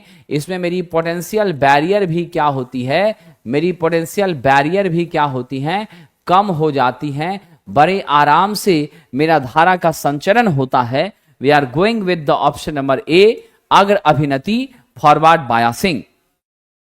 नेक्स्ट आइए, निम्नलिखित में कौन सा घटक चुंबकीय क्षेत्र में, रजिस्टर बिल्कुल भी नहीं, कैपेसिटर बिल्कुल भी नहीं, वायरिस्टर बिल्कुल भी नहीं, मेरा कार्बन इंडक्टर जो है यह एनर्जी को स्टोर करेगा हाफ एल आई स्क्वायर के रूप में। कैसे करेगा, हाफ एल आई स्क्वायर के रूप में। तो we are going with the option number A dear friend. चलिए अगला प्रश्न देख लेते हैं। कह रहा है राष्ट्रीय विद्युत संहिता का उपयोग किसके लिए नहीं किया जा सकता। तो ध्यान रखिएगा, इंडियन इलेक्ट्रिकल कोड आईईसी या एनईसी, आप नेशनल इलेक्ट्रिकल कोड कहिए एनईसी, एनईसी 1956 का जितना भी रूल है, यह साहब जी किसके लिए होता है, घरेलू भवन के लिए होता है, वाणिज्यिक भवन के लिए होता है, इंडस्ट्रियल भवन के लिए होता है, घरों की वायरिंग के लिए होता है। सब स्टेशन के लिए इसका कोई योगदान नहीं है। सब स्टेशन के लिए national electrical code is not considered, that is considered by the IEEE। Transmission line की सर्ज इंपीडेंस क्या होती है विद्यार्थी जी, हम इसको ZC से सूचित करते हैं, √L/C होती है। यहां से स्पष्ट पता चल रहा है लेंथ से यह क्या है साहब, लेंथ से स्वतंत्र है। क्या है सरकार, लेंथ से स्वतंत्र है। अगर आपसे कभी गलती से पूछ दे कि हमारी ट्रांसमिशन लाइन की सर्ज इंपीडेंस पहले 400 ओम थी, अब मैंने ट्रांसमिशन लाइन की लंबाई को दोगुना कर दिया, अब कितनी हो जाएगी, और ऑप्शन 800 दिया है, तब 400 गुना 2 बराबर 800 मत कीजिएगा, 400 का 400 ही रहेगा, क्योंकि लंबाई के बढ़ने घटने से मेरे सर्ज इंपीडेंस के मान पर कोई फर्क नहीं पड़ता है। ठीक है, अब ये ओम में तो लिया ही जाएगा, जब मेरा इंपीडेंस है तो डेफिनेटली आप तो मेहनती छात्र हैं, तो क्या हो जाएगा, यह ओम में ही मापा जाएगा। चलिए आगे बढ़ते हैं। एसी की अपेक्षा डीसी का मुख्य फायदा क्या है, what is the major benefits of DC with respect to AC. तो देख लीजिए साहब, एसी का जनरेशन आसान है, ट्रांसमिशन आसान है, घटाना बढ़ाना ट्रांसफर से आसान है। ये तीनों फायदे कहां पर हैं, आपको एसी में हैं। लेकिन मुझे फायदा पूछा है डीसी का विथ रिस्पेक्ट टू एसी, तो एसी को हम स्टोर नहीं कर सकते, डीसी को हम क्या कर सकते हैं, बैटरी की मदद से स्टोर कर सकते हैं। और हम विषम परिस्थितियों में क्या कहते हैं कि हैक्टिक सिचुएशन में, इमरजेंसी सिचुएशन में इसका विशेष रूप से इस्तेमाल कर सकते हैं। और बिजली की आपूर्ति को हम डेफिनेटली क्या कर सकते हैं, रोक सकते हैं। बिजली की सप्लाई को हम प्राप्त करते रह सकते हैं, बिजली के बिना अंधेरा नहीं आएगा। सेंटर टैप ट्रांसफार्मर में, सेंटर टैप ट्रांसफार्मर से एक फुल रेक्टिफायर बनाने के लिए देखिए साहब क्या होता है ना, मेरा सेंटर टैप रेक्टिफायर जब होता है तो आप गंभीरतापूर्वक ध्यान रखिएगा, उसमें हम लोग क्या करते हैं, इस तरह की मेरी आकृति बनती है। ठीक है, इस तरह की मेरी क्या होती है, आकृति बनती है। यहां मेरा लोड का रेजिस्टेंस R होता है, इस जगह पर मेरा एक और डायोड होता है, और यहां मेरा एक क्या होता है, ट्रांसफार्मर होता है, जिसको हम लोग AC की सप्लाई दे रहे होते हैं। अब जरा गौर करिएगा, ये मेरा डायोड D1 है, ये मेरा डायोड D2 है। तो आप अगर बात करेंगे सेंटर टैप्ड फुल वेव रिएक्टिफायर की, तो वहां डायोड हमको कम से कम 2 लगेगा। अगर हाफ वेव की बात करेंगे HWR, तो वहां डायोड सिर्फ 1 लगेगा। अगर आप फुल वेव ब्रीज की बात करेंगे तो मेरे ब्रीज रिएक्टिफायर में डायोड कितना लगेगा, 4 लगेगा। तो दिए गए प्रश्न का सही उत्तर क्या है, ऑप्शन नंबर बी है डियर फ्रेंड। ठीक है, चलिए आगे बढ़ते हैं। अगला कह रहा आप कोरोना प्रभाव से कैसे बच सकते हैं। तो ये कोरोना वही वाला कोरोना का लक्षण है क्या साहब, जिसमें हमें क्या होती थी, सर्दी खांसी जुकाम और 2 गज की दूरी, मास्क है जरूरी। तो इसको भी दूर करने के लिए हम कंडक्टर के बीच क्या करते हैं, डिस्टेंस बनाते हैं, एक सुटेबल दूरी को हम उसके बीच मेंटेन करने का साहब काम करते हैं।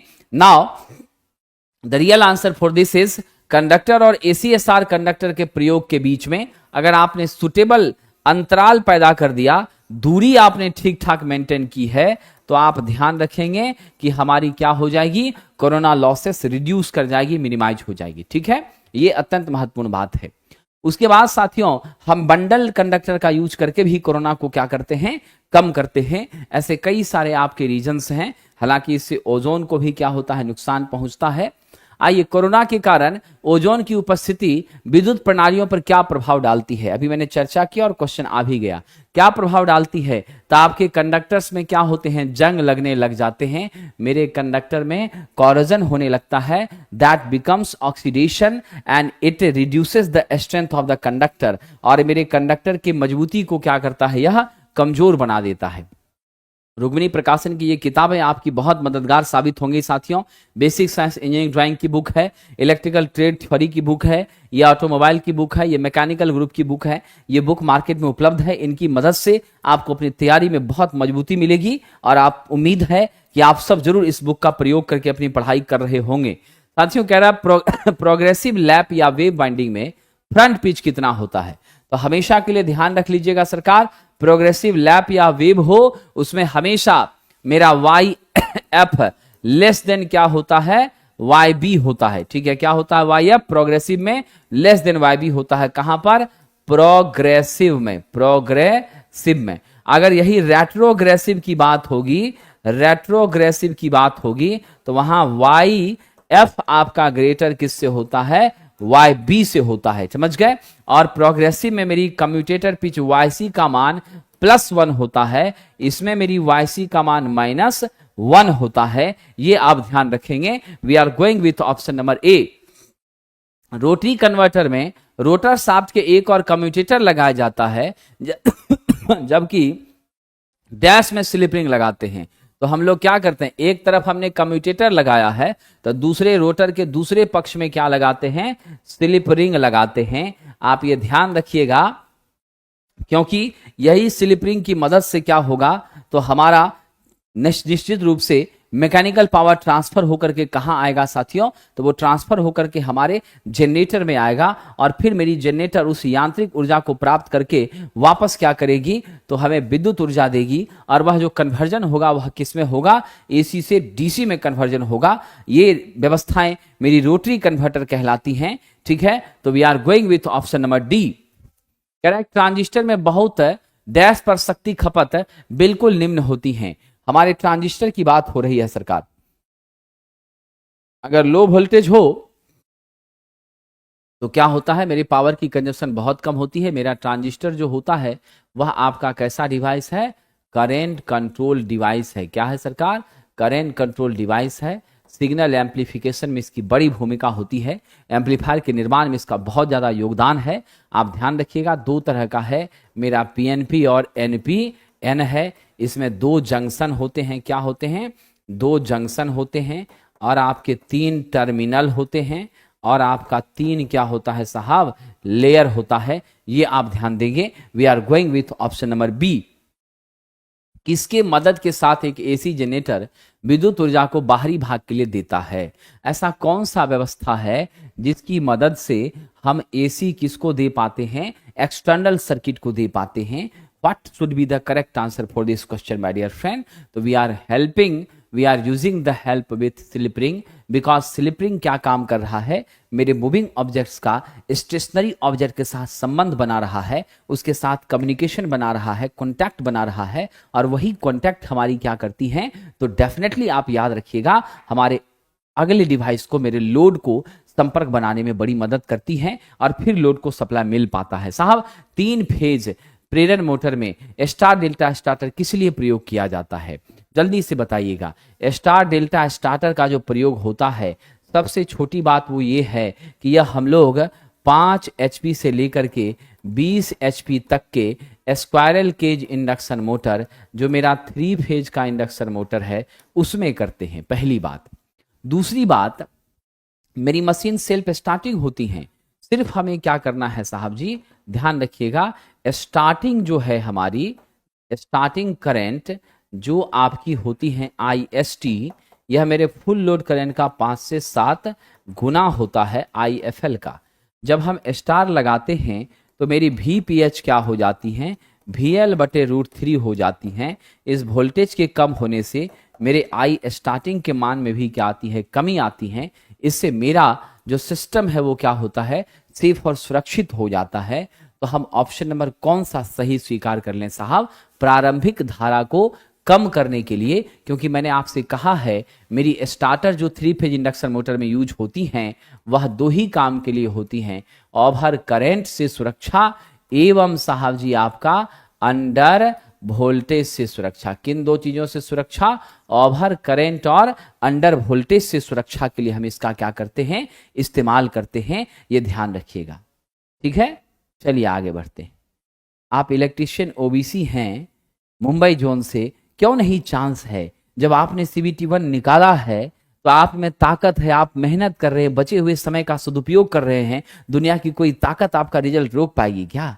जब आप ईमानदारी से मेहनत कर रहे हैं तो आपकी सफलता निश्चित रूप से आपके साथ है। कोई भी चिंता करने की विशेष जरूरत आपको नहीं है।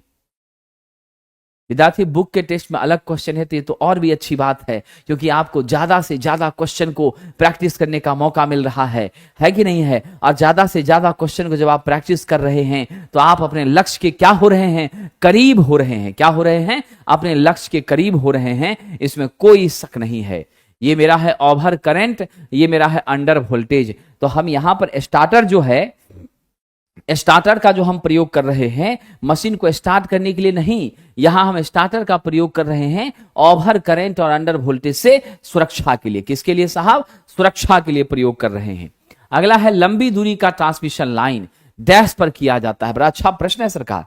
लंबी दूरी का ट्रांसमिशन लाइन जब भी किया जाता है हाई वोल्टेज पर किया जाता है, क्योंकि अब जानते हैं हमारी लॉसेस जो होती हैं वह डेफिनेटली हमारी क्या होती हैं, ध्यान दीजिएगा, मैं बता रहा हूं आपको, मेरी लॉसेस जो होती हैं वह विद कर्मानुपाती होती हैं मेरे V² cos² फाई के। ठीक है ना? मेरा वोल्टेज जितना बढ़ेगा, मेरी पावर फैक्टर जितनी बढ़ेगी, मेरा लॉसेस उतना क्या होगा साहब, कम होगा। मेरी लॉसेस जितनी कम होगी मेरी इफिशिएंसी उतनी ज्यादा बढ़ेगी। ठीक है? साइज ऑफ कंडक्टर रिड्यूस करेगा। साथ ही साथ हमें क्या होगी साथियों, ये भी ध्यान रखना, हमारे लाइन की लॉसेस के घटने से मेरी इफिशिएंसी बढ़ जाती है, कॉस्टिंग ऑफ कंडक्टर्स हमारी रिड्यूस होती हैं। ये सारे बेनिफिट्स हमको मिलते हैं। इसीलिए हम हमेशा लॉन्ग ट्रांसमिशन में क्या करते हैं, हाई वोल्टेज का प्रयोग करते हैं। भारत में जो स्टैंडर्ड ट्रांसमिशन वोल्टेज है वो 400 के भी है, 132 के भी है, 220 के भी है, और तो और मैं आपको बता दूं साहब 765 के भी पर भी भारत ट्रांसमिशन करने का काम कर रहा है। चलिए आगे बढ़ते हैं। अगला प्रश्न है, एक डीसी जनरेटर में आर्मेचर रिएक्शन डैश के कारण उत्पन्न होती है। अच्छा प्रश्न है। किसके कारण उत्पन्न होती है? क्षेत्र और आर्मेचर दोनों के कारण। यानी आप ये ध्यान रखिएगा, मेरे मेन फील्ड की जो फ्लक्स है वो फाई एम है और मेरे आर्मेचर की फ्लक्स क्या है, फाई ए है। तो फाई ए का जो प्रभाव फाई एम पर पड़ता है, जिससे मेरी फाई एम का रास्ता क्या होता है साहब, डेविएट हो जाता है। मेरी फाई एम जिसको सीधे नीचे आनी चाहिए वो रास्ता भटक जाती है। ये भटका हुआ रास्ता क्रॉस मैग्नेटाइजेशन क्या कहलाता है? ये भटका हुआ रास्ता आपका क्रॉस मैग्नेटाइजेशन कहलाता है। और कुछ हिस्से ऐसे होते हैं लोकल कंडक्टर के पास जो बिल्कुल हमारे चुंबकीयकरण का विरोध करते हैं, जस्ट इसका क्या करते हैं, अपोज करते हैं। वो वाली जो घटना होती है वह मेरी डीमैग्नेटाइजेशन कहलाती है, विचुंबकन कहलाती है। इन दोनों परेशानियों से बचने के लिए हम लोग किसका प्रयोग करते हैं साहब? इन दोनों परेशानियों से बचने के लिए हम लोग इंटरपोल का यूज करते हैं, कंपनसेटिंग वाइंडिंग का यूज करते हैं। ये दोनों बातें आप सदैव ध्यान रखिएगा। Now we are going to the last question of this test. कह रहा है कि कम वोल्टेज उपकरण 400 वोल्ट पर कोई है, मेगर से टेस्ट करना है, उसके लिए पर्याप्त वोल्टेज हमारी क्या होनी चाहिए? मैंने आपसे कहा था 400 या 440 वोल्ट के रेंज का कोई उपकरण होता है तो ऐसे केस में 400 या 440 से कम का अगर कोई उपकरण होता है तो उसको टेस्ट करने के लिए हम बड़े आराम से 500 वोल्ट से काम चला लेते हैं। अगर आपका 400 से ऊपर होगा तो हम लोगों को 1000 वोल्ट, 1500 वोल्ट इस रेंज में जाना पड़ेगा। हमारी अपनी क्षमता वोल्टेज की बढ़ानी पड़ेगी। और आप जानते हैं कि ये टेस्टिंग का काम जो होता है वो मेगर नामक उपकरण से होता है। मेगर हमारा क्या है? एक ऐसा उपकरण है जो इंसुलेशन प्रतिरोध को मापने का काम करता है। क्या करता है? हाई इंसुलेशन रेजिस्टेंस को मापने का काम करता है। केबल के इंसुलेशन प्रतिरोध को भी मापने के लिए किसका यूज करते हैं? मेगर का यूज करते हैं। पुराने समय में जब एनालॉग मेगर था तो याद रखेंगे वह एनालॉग मेगर, विद्वान साथियों, उसमें एक डीसी जनरेटर हुआ करती है। यह खुद ही पावर डेवलप करने का काम करता है, पावर एक्सटर्नली लेता नहीं है। ठीक है, जिस डिवाइस को आप मेजर कर रहे हैं वहां से पावर नहीं लेता। अब यहां पर सवाल ये उठता है कि उस डीसी जनरेटर जो हैंड ड्रिवेन जनरेटर थी उसकी गति कितनी थी? तो उसकी गति हम लोग 160 आरपीएम पे रखने का काम करते थे साथियों। क्या करते थे? 160 आरपीएम पर। हाई और इंसुलेशन रेजिस्टेंस जो होता है वो याद रखेंगे 0.1 मेगा ओम से उच्च। क्या हो जाएगा? 0.1 मेगा ओम से उच्च हो जाएगा। ठीक है, ये ध्यान रखिएगा। अब हम लोग डिजिटल मेगर का यूज कर रहे हैं। बहुत बहुत धन्यवाद साथियों। आप सभी लोग जीत और मेहनत करिए, टेस्ट के साथ बने रहिए, प्रैक्टिस करिए और अब की बार सफलता प्राप्त करके दम लीजिए। आप सभी का भविष्य उज्जवल हो। इन्हीं शुभकामनाओं के साथ हैं, विदा लेते हैं। बहुत बहुत धन्यवाद।